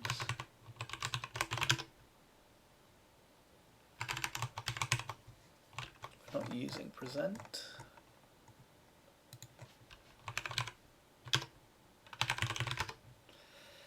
Q swap chain image next index. Now we need to get the Q.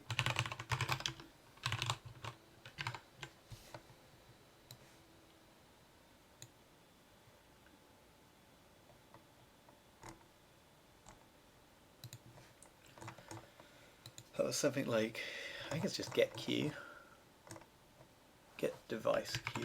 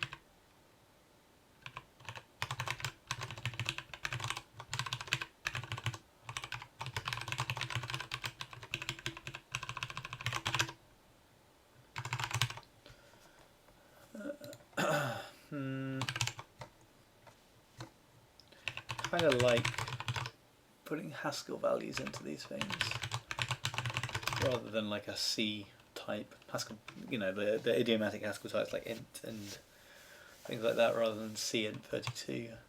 So I need to do a conversion here. So vk subchain int io unit.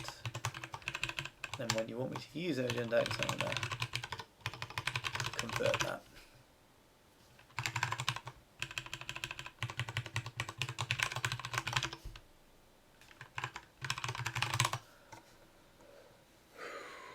Oh, that could throw. Interesting.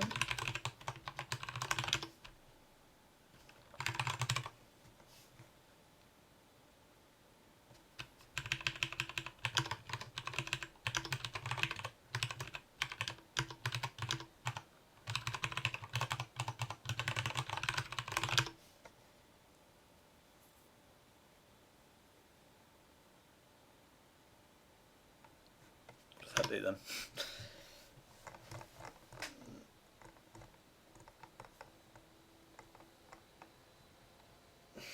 So we're getting thing. I think I've got to wait for the queue to be idle.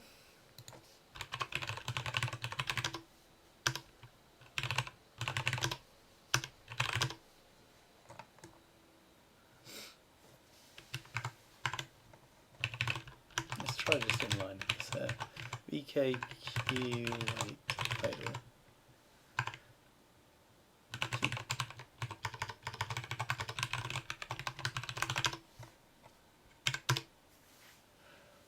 So basically we're like submitting a present command to the GPU, which puts it onto the queue, but then by the time our code comes back around and tries to get another image, the present hasn't actually gone through, but that didn't work, which is really annoying. What if we do add a timeout then?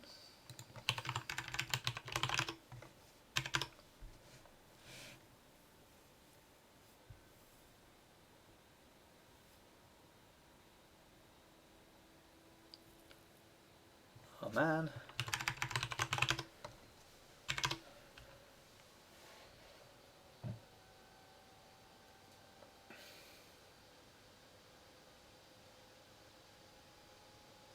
Okay, so it looks like we're definitely doing something wrong. I think I'm going to wrap things up there because we've been going for a good bit of time now. Probably be streaming again on Thursday. I think what we're definitely going to need to do, let's just go through our to-do list. So we have built a render pass, kind of.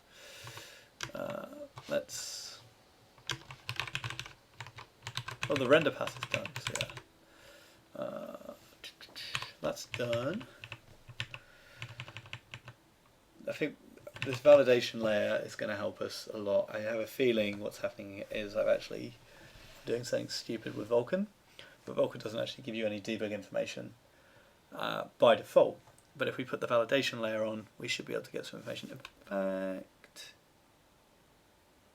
you know what, let's try one more thing.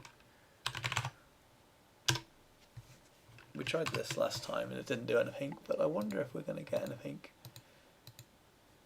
So Q, oh my god, I can't like, read anything on this damn thing. I don't know why it's so small. So renderdoc intercepts API calls. No, I didn't get anything, that's a shame.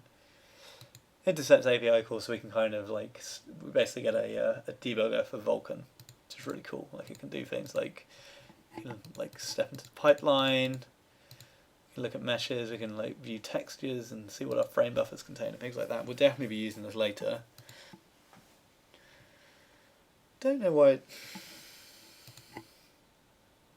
We do have 2 frames.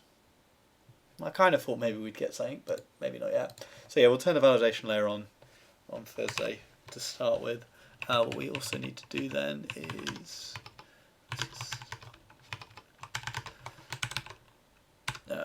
finish recording the render pass to command buffer, and we also need to submit command buffer for rendering. Cool.